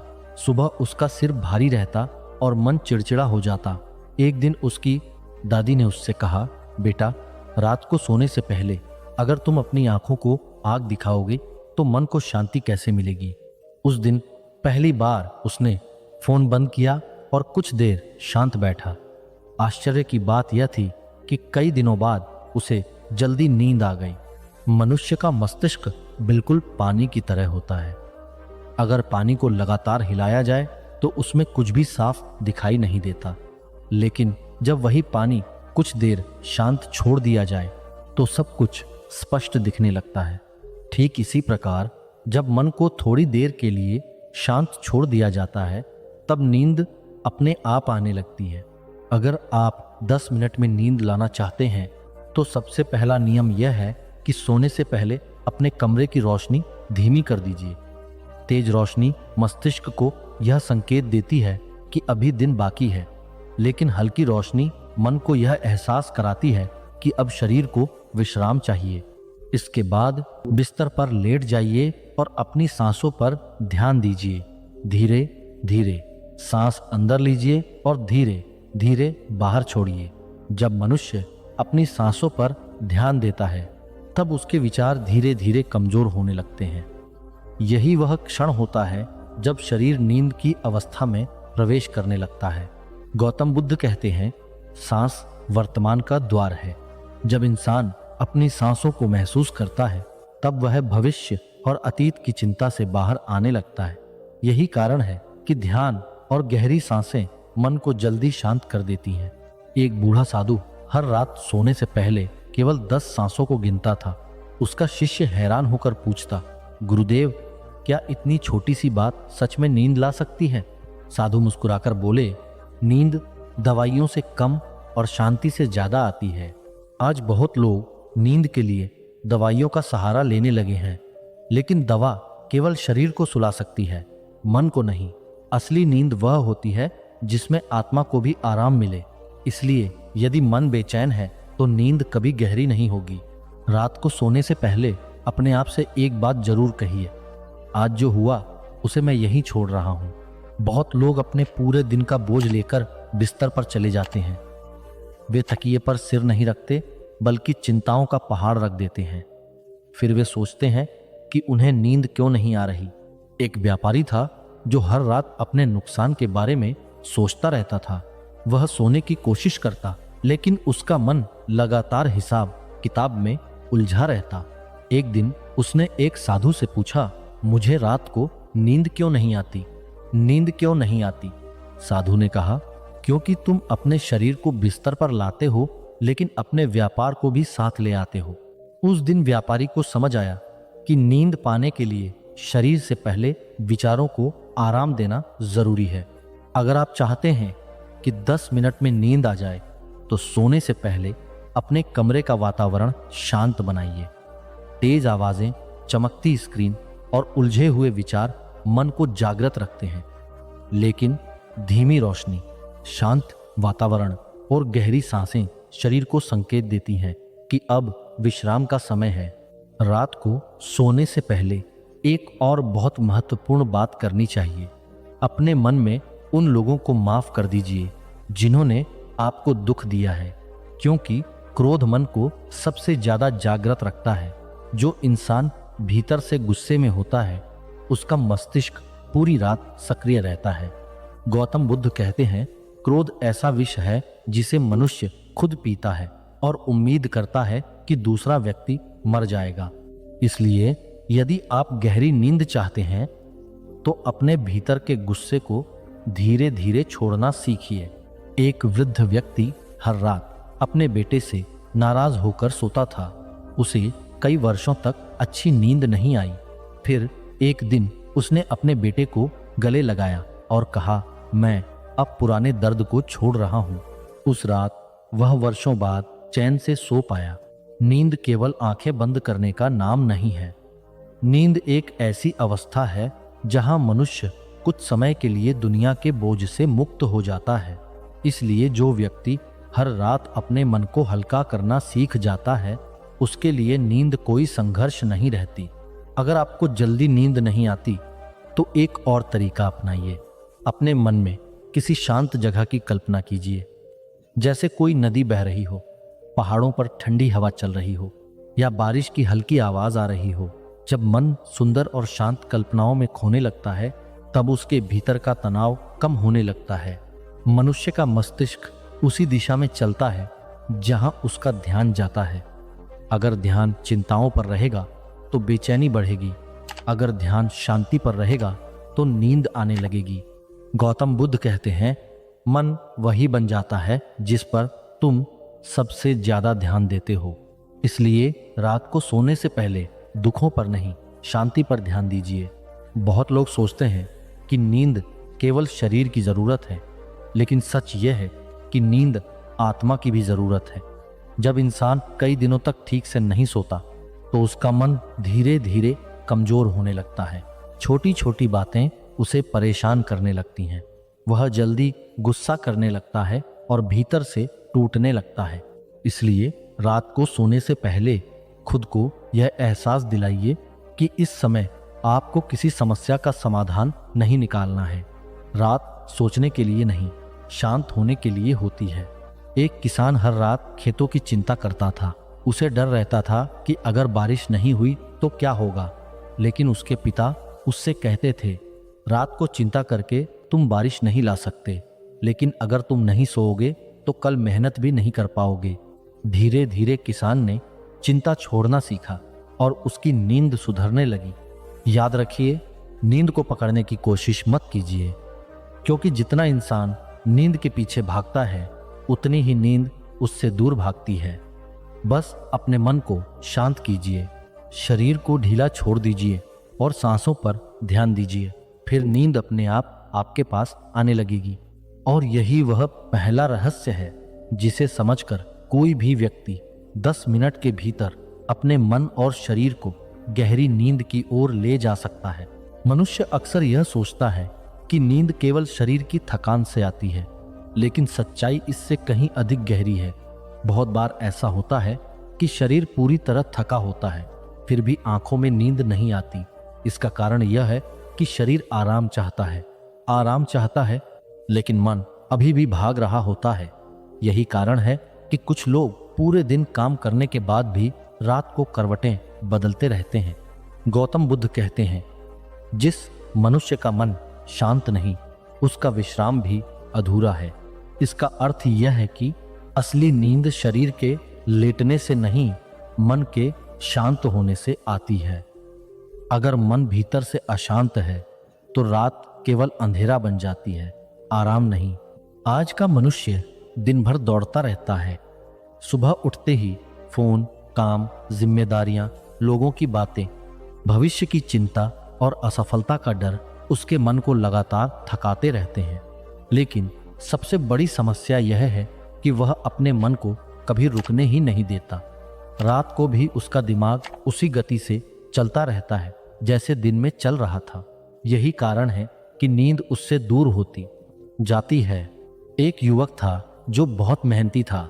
वह दिन भर काम करता, रात को देर तक भविष्य की योजनाएं बनाता और फिर बिस्तर पर जाकर सोचता रहता कि अगर वह असफल हो गया तो क्या होगा। धीरे धीरे उसकी नींद कम होने लगी, उसका चेहरा थका रहने लगा और मन हमेशा भारी रहने लगा। एक दिन उसने एक वृद्ध साधु से पूछा, मैं इतना थका हुआ हूं फिर भी सो क्यों नहीं पाता? साधु ने शांत स्वर में कहा, क्योंकि तुम्हारा शरीर काम करता है लेकिन तुम्हारा मन कभी आराम नहीं करता। यह बात सुनकर युवक कुछ देर चुप रहा। पहली बार उसे महसूस हुआ कि वह अपने शरीर से ज्यादा अपने विचारों को थका रहा था। अगर कोई व्यक्ति सच में 10 मिनट के भीतर नींद लाना चाहता है तो उसे अपने मन को धीरे धीरे धीमा करना सीखना होगा। इसके लिए सबसे जरूरी है कि सोने से पहले खुद को दुनिया से थोड़ा दूर किया जाए। रात को सोने से कम आधा घंटा पहले मोबाइल, टीवी और तेज आवाजों से दूरी बना लीजिए, क्योंकि ये चीजें मस्तिष्क को लगातार उत्तेजित करती रहती हैं। जब दिमाग को लगातार नई जानकारी मिलती रहती है तब वह नींद की अवस्था में नहीं जा पाता। गौतम बुद्ध कहते हैं, शांत झील में ही चांद साफ दिखाई देता है। मन भी एक झील की तरह है। अगर उसमें लगातार विचारों की लहरें उठती रहेंगी तो उसमें शांति कभी नहीं दिखाई देगी। एक बूढ़ी महिला थी जो हर रात सोने से पहले भगवान का नाम लेकर कुछ देर शांत बैठती थी। उसके घर में ज्यादा सुख सुविधाएं नहीं थीं, लेकिन वह गहरी नींद सोती थी। एक दिन उसकी पड़ोसन ने पूछा, तुम इतनी जल्दी कैसे सो जाती हो? वृद्ध महिला मुस्कुराकर बोली, मैं रात को अपने मन को दुनिया से वापस बुला लेती हूँ। यही सबसे बड़ा रहस्य है। नींद लाने के लिए मन को वापस वर्तमान में लाना पड़ता है। जब आप बिस्तर पर लेटें तब अपने शरीर को धीरे धीरे ढीला छोड़ना शुरू कीजिए। सबसे पहले अपने पैरों को आराम दीजिए, फिर धीरे धीरे घुटनों, पेट, कंधों और चेहरे को ढीला छोड़ दीजिए। बहुत लोग सोते समय भी अपने शरीर को तनाव में रखते हैं। उनके कंधे कठोर रहते हैं, जबड़ा दबा रहता है और माथा सिकुड़ा रहता है। शरीर का यह तनाव मस्तिष्क को संकेत देता है कि अभी खतरा खत्म नहीं हुआ है, इसलिए शरीर पूरी तरह आराम की अवस्था में नहीं जा पाता। एक साधु अपने शिष्यों को सिखाता था कि नींद को बुलाना नहीं पड़ता, बस शरीर को यह एहसास दिलाना पड़ता है कि अब सब सुरक्षित है। जब शरीर को सुरक्षा का एहसास होता है तब वह धीरे धीरे गहरी नींद में उतरने लगता है। अगर आपको जल्दी नींद चाहिए तो रात को अपने मन में किसी भी प्रकार की बहस या नकारात्मक सोच शुरू मत कीजिए।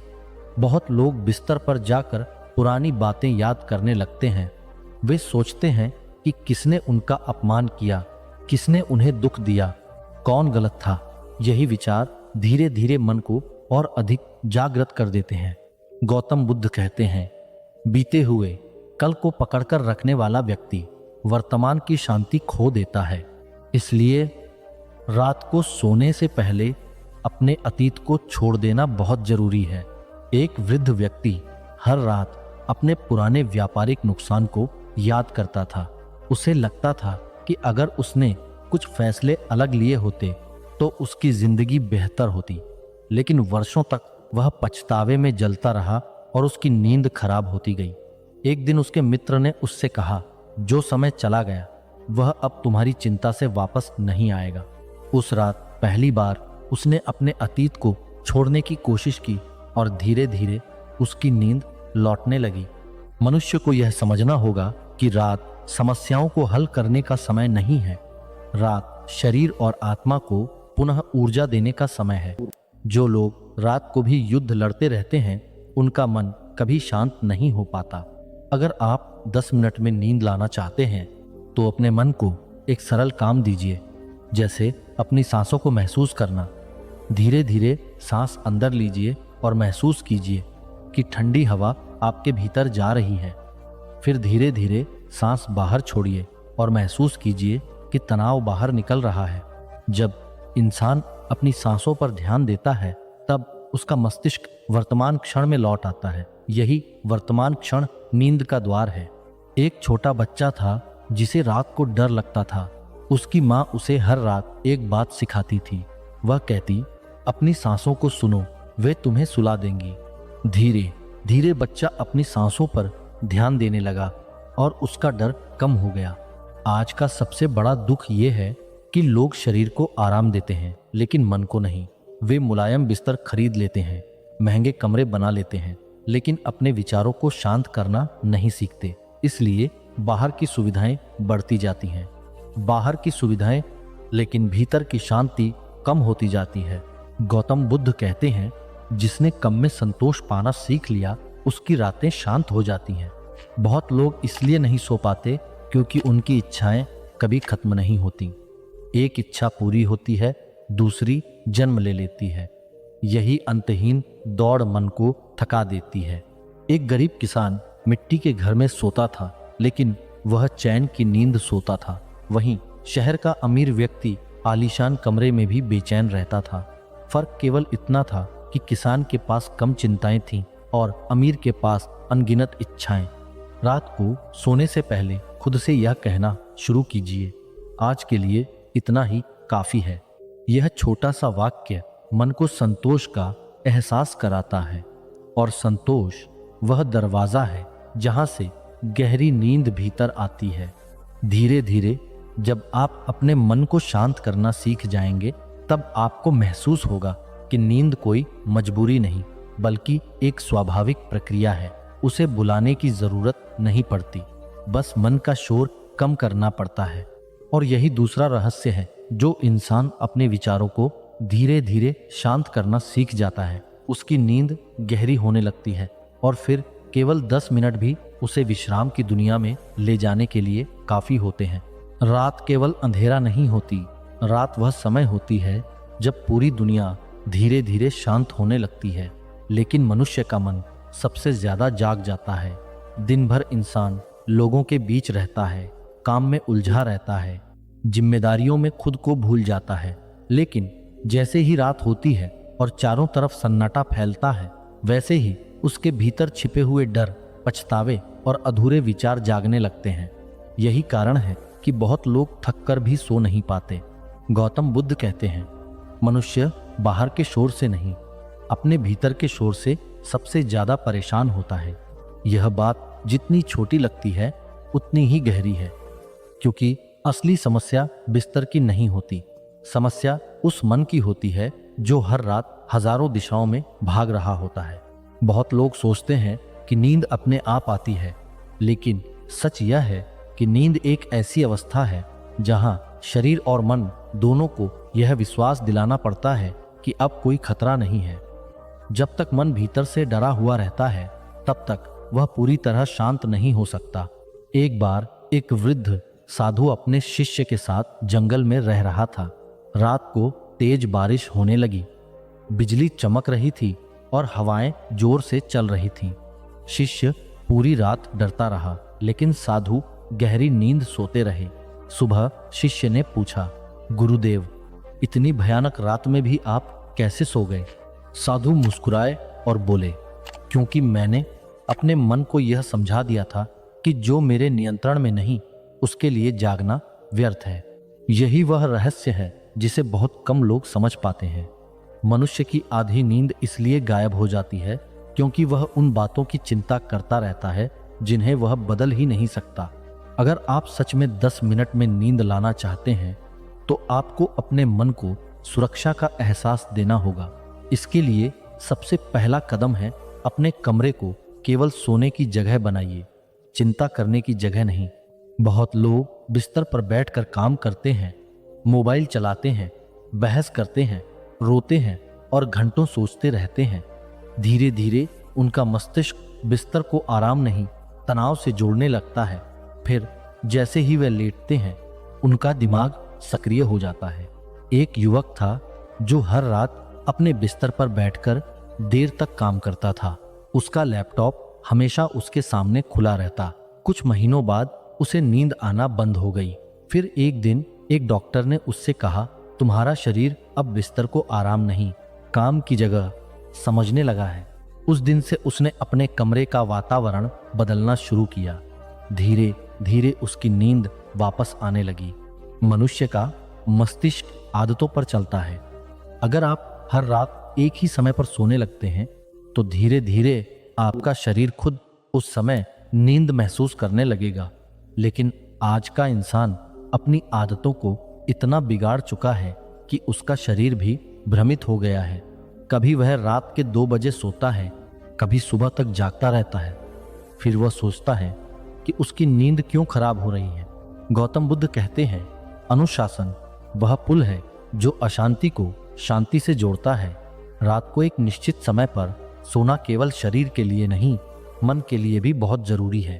अगर आप जल्दी सोना चाहते हैं तो रात को अपने भीतर के बोझ को हल्का करना सीखिए। सोने से पहले कुछ मिनट अपने दिन को याद कीजिए और खुद से कहिए, आज मैंने जितना कर सकता था उतना किया। बहुत लोग खुद से हमेशा असंतुष्ट रहते हैं। उन्हें लगता है कि वे पर्याप्त नहीं कर पाए। यही अधूरापन उनके मन को जागृत रखता है। एक गरीब मजदूर पूरे दिन मेहनत करता था। शाम को वह थक कर घर लौटता और खाना खाकर तुरंत सो जाता। उसका बेटा एक दिन बोला, पिताजी आपको कभी चिंता नहीं होती? मजदूर हंस पड़ा और बोला, चिंता से कल का सूरज जल्दी नहीं निकलता, इसलिए मैं रात को खुद को माफ करके सो जाता हूँ। यह छोटी सी बात बहुत गहरी है। जो इंसान खुद को माफ करना सीख जाता है उसकी रातें शांत होने लगती हैं। अब एक ऐसा तरीका समझिए जिसे बहुत कम लोग जानते हैं। जब आप बिस्तर पर लेटें तब अपने मन में यह कल्पना कीजिए कि आपका शरीर धीरे धीरे मिट्टी की तरह भारी हो रहा है। महसूस कीजिए कि आपके पैर ढीले पड़ रहे हैं, हाथ शांत हो रहे हैं, आंखें भारी हो रही हैं। यह तरीका मस्तिष्क को संकेत देता है कि अब शरीर विश्राम की अवस्था में जा रहा है। धीरे धीरे दिल की धड़कन शांत होने लगती है और नींद पास आने लगती है। एक साधु अपने शिष्यों को यह अभ्यास करवाता था। वह कहता, अपने शरीर को धरती को सौंप दो, फिर नींद तुम्हें अपने आप मिल जाएगी। धीरे धीरे शिष्य केवल कुछ ही मिनटों में गहरी नींद में जाने लगे। आज की सबसे बड़ी समस्या यह है कि लोग सोने से पहले अपने मन को डर से भर लेते हैं। कोई भविष्य को लेकर डरता है, कोई बीमारी से, कोई असफलता से, कोई अकेलेपन से। लेकिन याद रखिए, डर सबसे बड़ा चोर है। वह केवल आपकी खुशी नहीं चुराता, आपकी नींद भी चुरा लेता है। गौतम बुद्ध कहते हैं, भय भविष्य की कल्पना है, सत्य नहीं। इसलिए रात को सोने से पहले अपने मन से यह कहना सीखिए, इस समय मैं सुरक्षित हूँ। बहुत लोग रात को इसलिए नहीं सो पाते क्योंकि वे अपने जीवन को लेकर अत्यधिक नियंत्रण चाहते हैं। वे चाहते हैं कि सब कुछ उनके अनुसार हो, लेकिन जीवन हमेशा मनुष्य की इच्छा के अनुसार नहीं चलता। यही संघर्ष उसे भीतर से थका देता है। एक नाविक समुद्र में यात्रा कर रहा था। अचानक तूफान आ गया। उसके साथी डर गए, लेकिन वह शांत बैठा रहा। किसी ने पूछा, तुम डर क्यों नहीं रहे? नाविक बोला, मैं हवा को रोक नहीं सकता, लेकिन मैं अपने मन को शांत रख सकता हूँ। यही नींद का सबसे बड़ा रहस्य है। जब इंसान हर चीज को नियंत्रित करने की कोशिश छोड़ देता है, तब उसका मन धीरे धीरे शांत होने लगता है। रात को सोने से पहले अपने कमरे में हल्की खुशबू रखिए, जैसे चंदन, कपूर या मिट्टी की हल्की सुगंध। सुगंध मन को बहुत जल्दी शांत करती है। प्राचीन समय में साधु और ऋषि भी ध्यान और नींद से पहले प्राकृतिक सुगंधों का उपयोग करते थे, क्योंकि वे जानते थे कि मनुष्य का मन वातावरण से गहराई से जुड़ा होता है। इसके अलावा सोने से पहले बहुत भारी भोजन मत कीजिए। जब पेट बहुत भरा होता है तब शरीर पूरी रात भोजन पचाने में लगा रहता है, इसलिए शरीर को आराम नहीं मिल पाता। एक वृद्ध वैद्य कहा करता था, रात का भोजन उतना ही लो जितना शरीर को चाहिए, मन को नहीं। बहुत लोग तनाव में जरूरत से ज्यादा खाने लगते हैं और फिर उनकी नींद खराब हो जाती है। अगर कभी आपको लगे कि नींद नहीं आ रही तो घड़ी मत देखिए, क्योंकि जैसे ही इंसान समय देखने लगता है, उसका तनाव बढ़ने लगता है। वह सोचने लगता है कि अब तो केवल 5 घंटे बचे हैं, अब केवल 4 घंटे, और यही चिंता उसे और अधिक जगा देती है। इसके बजाय अपनी सांसों पर ध्यान दीजिए। धीरे धीरे सांस अंदर लीजिए और मन में कहिए, मैं शांत हूं। फिर सांस बाहर छोड़ते हुए कहिए, मैं सब छोड़ रहा हूं। धीरे धीरे आपका मस्तिष्क वर्तमान में लौटने लगेगा, और जब मन वर्तमान में आता है तभी नींद जन्म लेती है। गौतम बुद्ध कहते हैं, जिसने वर्तमान में जीना सीख लिया उसने शांति का द्वार पा लिया। याद रखिए, नींद कोई युद्ध नहीं है जिसे जीतना है। नींद तो एक ऐसी नदी है जिसमें केवल वही उतर सकता है जिसने अपने मन का बोझ किनारे पर छोड़ दिया हो। और यही तीसरा और सबसे गहरा रहस्य है। मनुष्य 10 मिनट में तब सो पाता है जब वह दुनिया से पहले अपने विचारों को शांत करना सीख जाता है, क्योंकि असली बिस्तर कपड़ों और गद्दों से नहीं बनता। असली बिस्तर एक शांत मन से बनता है। दोस्तों, जीवन एक लंबी यात्रा है। कभी धूप है, कभी छांव है, कभी सब कुछ पास होता है, कभी सब छिन जाता है। बुद्ध कहते थे, जीवन को पकड़कर मत रखो, क्योंकि जो आया है वह एक दिन जाएगा। जैसे पेड़ पर लगा पत्ता कुछ समय हरा रहता है, फिर पीला पड़ता है और एक दिन टूटकर गिर जाता है। जीवन भी ऐसा ही है। एक गांव में एक बूढ़ा कुम्हार रहता था। वह रोज मिट्टी से घड़े बनाता था। एक दिन उसका बेटा बोला, पिताजी, आप इतने सालों में यही काम कर रहे हो, क्या आपको थकान नहीं होती? कुम्हार मुस्कुराया। उसने कहा, मिट्टी मुझे हर दिन सिखाती है, जो टूटता है वही दोबारा आकार ले सकता है। उसका बेटा समझ नहीं पाया। कुछ महीनों बाद उनका घर आग में जल गया। सारे घड़े टूट गए। सालों की मेहनत खत्म हो गई। बेटा रोने लगा। उसे लगा सब खत्म हो जाएगा, लेकिन बूढ़ा कुम्हार शांत बैठा रहा।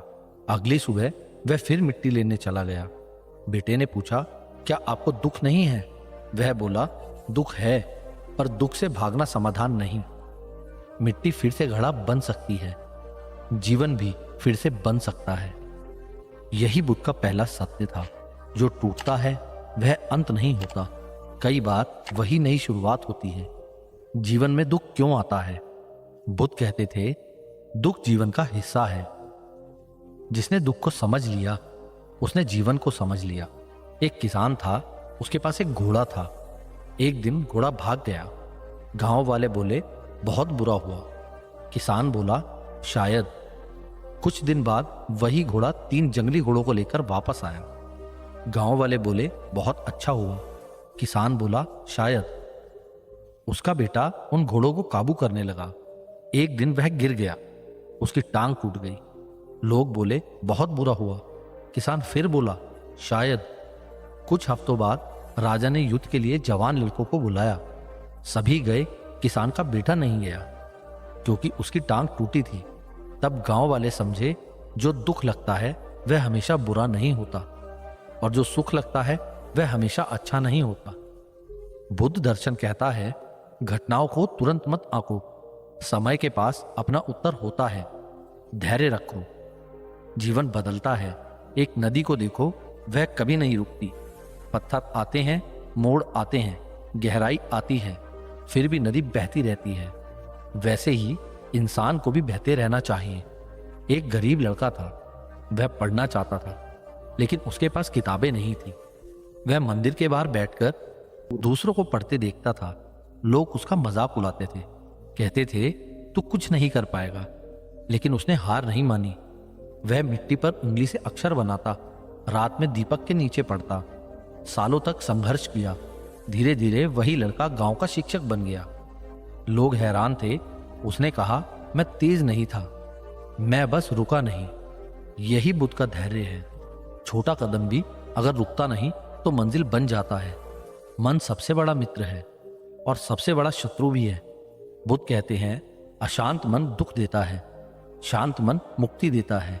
एक राजा था, उसके पास सब कुछ था, सोना, महल, सेना, फिर भी उसे नींद नहीं आती थी। हर रात चिंता रहती, कहीं राज्य छिन ना जाए, कहीं कोई धोखा ना दे, कहीं युद्ध ना हो जाए। एक दिन वह एक साधु के पास गया। उसने पूछा, मेरे पास सब कुछ है, फिर भी शांति क्यों नहीं है? साधु उसे तालाब के पास ले गया। उसने पानी हिलाया, पानी गंदा हो गया। उसने कहा, क्या इसमें अपना चेहरा दिख रहा है? राजा बोला, नहीं। कुछ देर बाद पानी शांत हो गया, चेहरा साफ दिखा। साधु बोला, जब मन हिलता है सत्य नहीं दिखता, जब मन शांत होता है जीवन साफ दिखता है। राजा समझ गया, सुख बाहर नहीं है, मन के भीतर है। क्रोध धीमी आग है, यह पहले दूसरों को नहीं खुद को जलाता है। एक लोहार था, उसका पड़ोसी उससे जलता था, रोज अपमान करता था, रोज ताने देता था। एक दिन लोहार बहुत गुस्से में था, वह लड़ने जाने लगा। उसकी बूढ़ी माँ ने रोका। उसने जलता कोयला हाथ में लिया और बोली, अगर इसे किसी पर फेंकना है तो पहले हाथ में पकड़ना होगा। लोहार का हाथ जल गया, वह चौंका। मां बोली, क्रोध भी ऐसा ही है, पहले तुझे जलाएगा फिर शायद दूसरे तक पहुंचेगा। उस दिन उसने लड़ाई छोड़ दी। बुद्ध कहते हैं, क्षमा कमजोरी नहीं मन की ताकत है। जो खुद को जीत ले वही सबसे बड़ा विजेता है। जीवन में सब बदलता है, रूप, धन, समय, समय समय पर रिश्ते, कुछ भी स्थायी नहीं है। एक अमीर व्यापारी था, उसके पास अनगिनत धन था। उसे लगता था यह सब हमेशा रहेगा। फिर बाढ़ आई, सब बह गया। घर, दुकान, सोना, वह टूट गया। एक भिक्षु ने उससे कहा, तूने धन को स्थायी समझ लिया था, पर संसार बदलता है। धीरे धीरे उसने फिर मेहनत शुरू की। इस बार वह धन से जुड़ा नहीं, बस कर्म करता रहा। उसे शांति मिलने लगी। बुद्ध दर्शन कहता है, जिस चीज को हमेशा अपना समझोगे उसके जाने पर दुख होगा ही होगा। जो परिवर्तन को स्वीकार करेगा वह हल्का रहेगा। यही जीवन है, यही शुरुआत है। अभी बहुत कुछ बाकी है। रात हमेशा अंधेरी नहीं रहती, सुबह रास्ता ढूंढ ही लेती है। बुद्ध कहते थे, सबसे कठिन समय भी स्थायी नहीं होता। एक छोटा सा गांव था, वहां एक बुनकर रहता था। वह दिन रात कपड़े बुनता था। उसकी उंगलियां छिल जाती थी, आंखें थक जाती थी, फिर भी वह काम करता था। एक दिन भारी बारिश आई, उसका पूरा छोटा सा घर गिर गया, करघा टूट गया, कपड़े भीग गए, सालों की मेहनत मिट्टी में मिल गई। उसकी पत्नी रोने लगी, बच्चे डर गए। उसे लगा अब जीवन खत्म, लेकिन वह शांत बैठा रहा। सुबह हुई, उसने टूटे हुए करघे को देखा, लकड़ियां उठाई, रस्सी बांधी, फिर से काम शुरू किया। लोगों ने पूछा, तू टूटा नहीं? वह मुस्कुराया और बोला, अगर रात रुक नहीं सकती तो दुख भी नहीं रुकेगा। धीरे धीरे उसने नया करघा बनाया, फिर कपड़े बुने, फिर घर बनाया। यही बुद्ध की सीख थी, कठिन समय इंसान को खत्म करने नहीं आता, उसे मजबूत बनाने आता है। जीवन में हार हमेशा हार नहीं होती, कई बार वह नया ज्ञान होती है। एक युवक था, वह तीरंदाज बनना चाहता था।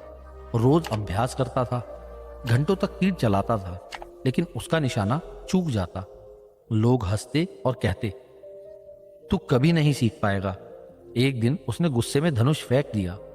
उसे लगा अब सब खत्म हो चुका है। तभी उसका गुरु आया। उसने जमीन पर गिरे तीर उठाए और बोले, ये गिरे हुए तीर हार नहीं है, ये बता रहे हैं कि निशाना कहाँ नहीं था। युवक समझ गया। उसने फिर अभ्यास शुरू किया। धीरे धीरे उसका हाथ स्थिर हुआ, आंखें शांत हुई। एक दिन वह राज्य का सबसे अच्छा तीरंदाज बना।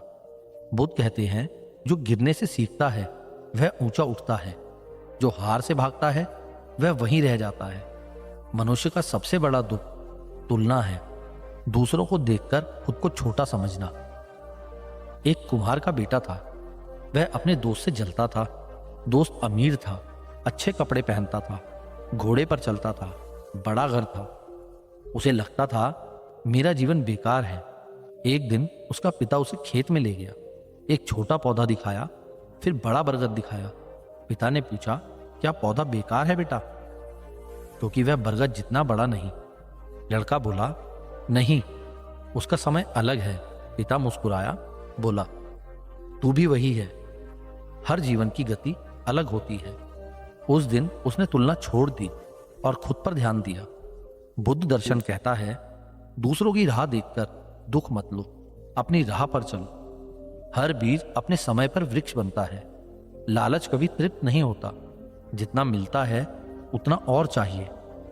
एक राजा था, उसे सोने से प्रेम था। महल भरे थे, खजाने भरे थे, फिर भी शांति नहीं थी।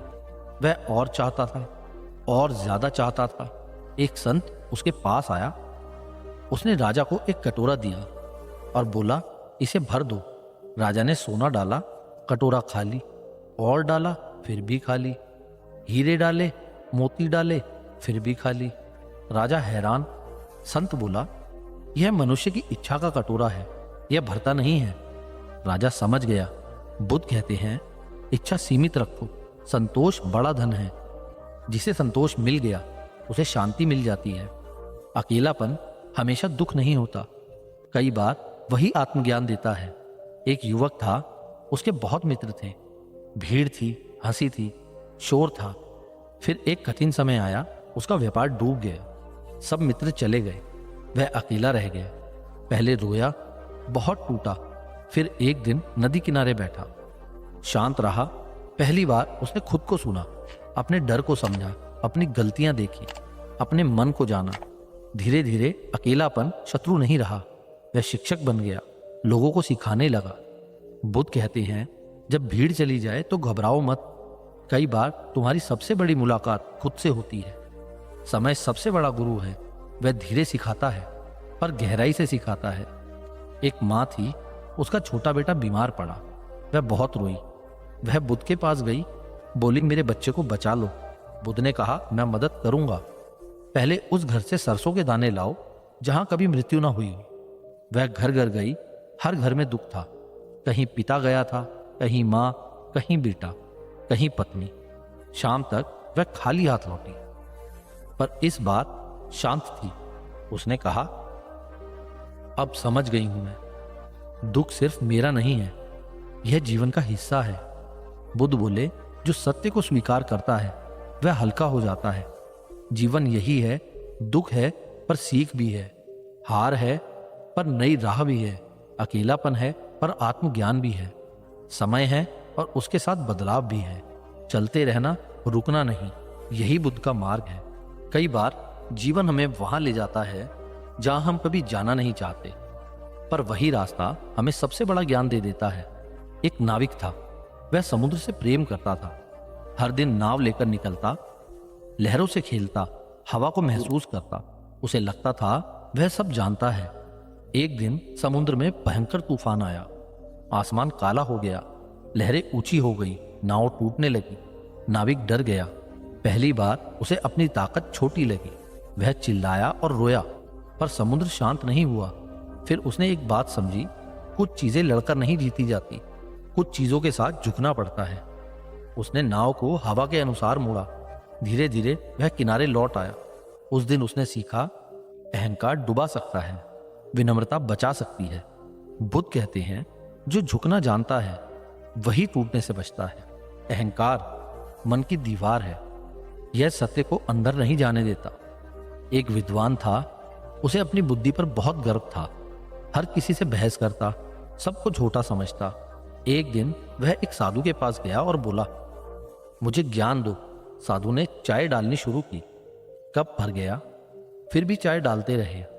चाय बाहर गिरने लगी। विद्वान बोला, कप भर गया है प्रभु। साधु मुस्कुराया और बोला, तेरा मन भी ऐसा ही है, जो पहले से भरा हो वह नया ज्ञान नहीं ले सकता। उस दिन विद्वान का सिर झुक गया। बुद्ध की सीख यही है, खाली मन ही सीखता है, झुका हुआ मन ही बढ़ता है। कर्म हमेशा लौटते हैं, धीरे सही पर लौटते हैं। एक लकड़हारा था, बहुत गरीब था, फिर भी दयालु था। एक दिन जंगल में उसे घायल पक्षी मिला। वह उसे घर ले आया, मरहम लगाया, पानी दिया, दिनों तक उसकी सेवा करी। पक्षी ठीक हुआ, उड़ गया। कुछ महीनों बाद लकड़हारा जंगल में पेड़ काट रहा था। अचानक एक पेड़ गिरने लगा। उसी समय एक पक्षी तेज आवाज में उसके सिर पर मंडराया। वह पीछे हटा, पेड़ सामने गिर गया। उसकी जान बच गई। उसे लगा यह वही पक्षी था। बुद्ध कहते हैं, अच्छे कर्म कभी व्यर्थ नहीं जाते। बीज आज बो, फल कभी ना कभी आता जरूर है। शब्द तीर जैसे होते हैं, निकल जाए तो लौटते नहीं हैं। एक व्यापारी था, बहुत क्रोधी, अपने नौकरों को डांटता था, अपमान करता था, कड़वे शब्द बोलता था। एक दिन उसका पुराना नौकर छोड़कर चला गया। व्यापारी को लगा नया मिल जाएगा, पर धीरे धीरे सब लोग उससे दूर होने लगे। कोई टिकता नहीं था। एक संत ने उससे कहा, तकिया फाड़ो। उसने फाड़ा, रुई उड़ गई। संत बोले, अब सब वापस भर दो। वह बोला, असंभव है। संत ने कहा, शब्द भी ऐसे हैं, एक बार निकल गए तो पूरी तरह वापस नहीं आते। उस दिन व्यापारी बदला, धीरे बोलना सीखा, सम्मान सीखा। बुद्ध कहते हैं, वाणी में करुणा रखो, क्योंकि घाव तलवार से नहीं शब्दों से भी बनते हैं। डर अक्सर सच से बड़ा होता है। एक छोटा लड़का था, रात में वह डरता था, अंधेरे से कांपता था। हर रात दीवार पर परछाई देखकर रोता। उसे लगता कोई राक्षस है। एक दिन उसके दादा उसे बाहर ले गए, दिया जलाया, दीवार पर वही परछाई दिखी। दादा ने हाथ उठाया, परछाई बदली, फिर हंसे, बोले, जिससे तू डर रहा है वह तेरी ही छाया थी। लड़का शांत हो गया। बुद्ध कहते हैं, कई डर मन की रचना होते हैं। सत्य का दीपक जलाओ, भय कम होने लगता है। जीवन में प्रेम पकड़ना नहीं होता, समझना होता है। एक स्त्री थी, वह अपने बेटे से बहुत प्रेम करती थी, इतना कि उसे हर समय रोकती, मत जाओ, मत करो, मत गिरो, मत सीखो। बेटा बड़ा हुआ पर डरपोक बन गया, निर्णय नहीं ले पाता था। एक भिक्षु ने स्त्री से कहा, पक्षी से प्रेम करो तो पिंजरा मत बनाओ, उड़ना सीखने दो। तब उसने छोड़ा। धीरे धीरे बेटा मजबूत हुआ, अपने पैरों पर खड़ा हुआ। बुद्ध की सीख, सच्चा प्रेम बंधन नहीं होता, सहारा होता है। जीवन छोटा होता है, बहुत छोटा। एक वृद्ध किसान था, वह हमेशा कहता था, कल आराम करूंगा, कल बच्चों से मिलूंगा, कल नदी किनारे बैठूंगा, कल मुस्कुराऊंगा। साल बीत गए। एक दिन वह बहुत बूढ़ा हो गया, चलना मुश्किल। उसने आकाश देखा, रो पड़ा, बोला, मैं जीने की तैयारी करता रहा पर जीना ही भूल गया। बुद्ध कहते हैं, वर्तमान में ही जीवन है, कल एक सपना है, बीता कल स्मृति है, जो अभी है वही सच है। इस क्षण को जियो। करुणा मनुष्य की सबसे सुंदर शक्ति है। एक लड़की थी, बहुत गरीब फिर भी दयालु। एक सर्द रात उसे रास्ते में एक बूढ़ी स्त्री मिली, कांप रही थी। लड़की के पास एक ही शॉल थी, उसने वही दे दिया। घर जाकर कुछ ठंड में रही। सालों बाद वह बीमार हुई। एक महिला वैद्य उसकी सेवा करने आई, वही बूढ़ी स्त्री थी। उसने कहा, तूने मुझे गर्मी दी थी, आज मैं तुझे जीवन दूंगी। बुद्ध कहते हैं, करुणा घूमकर लौटती है और हृदय को बड़ा करती है। यही जीवन का मार्ग है। धीरे चलो पर जागकर चलो, गिरो पर सीख कर उठो, दुख देखो पर टूटो मत, प्रेम करो पर बांधो मत, कर्म करो पर अहंकार मत रखो, मन को शांत रखो। यही बुद्ध का रास्ता है। दोस्तों, जीवन हमेशा आसान रास्तों पर नहीं चलता।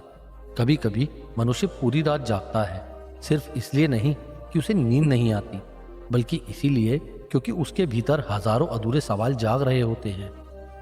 बाहर से शांत दिखने वाला इंसान भीतर से टूट रहा होता है। यही जीवन का सबसे गहरा संघर्ष है। गौतम बुद्ध कहते हैं, जिस मन में शोर भरा हो उस मन को दुनिया का सबसे मुलायम बिस्तर भी नींद नहीं दे सकता। इसका अर्थ यह है कि असली थकान शरीर की नहीं, मन की होती है। जब इंसान दिन भर दूसरों की उम्मीदों का बोझ उठाता है, तब रात को उसका सिर तकिए पर नहीं, चिंताओं पर टिकता है। एक गरीब लकड़हारा हर दिन जंगल जाता था। उसके पैरों में चप्पल नहीं थी, पेट में पूरा भोजन नहीं था, फिर भी वह रात को गहरी नींद सो जाता था। वहीं गांव का एक अमीर व्यापारी सोने के बिस्तर पर करवटें बदलता रहता था। किसी ने लकड़हारे से पूछा, तुम्हारे पास कुछ भी नहीं है, फिर भी तुम चैन से कैसे सोते हो? लकड़हारा मुस्कुराया और बोला, मैं दिन भर मेहनत करता हूँ, इसीलिए रात को मेरा शरीर थकता है, लेकिन मैंने कभी किसी का हक नहीं छीना, इसलिए मेरा मन नहीं थकता।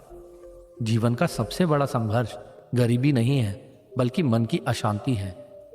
इंसान पैसे की कमी से कम और शांति की कमी से ज्यादा टूटता है। बुद्ध कहते हैं, जिस दिन तुम दूसरों से अपनी तुलना करना छोड़ दोगे, उसी दिन तुम्हारी आधी बेचैनी खत्म हो जाएगी। आज हर व्यक्ति किसी और जैसा बनना चाहता है। कोई अमीर जैसा दिखना चाहता है, कोई सफल लोगों की तरह जीना चाहता है।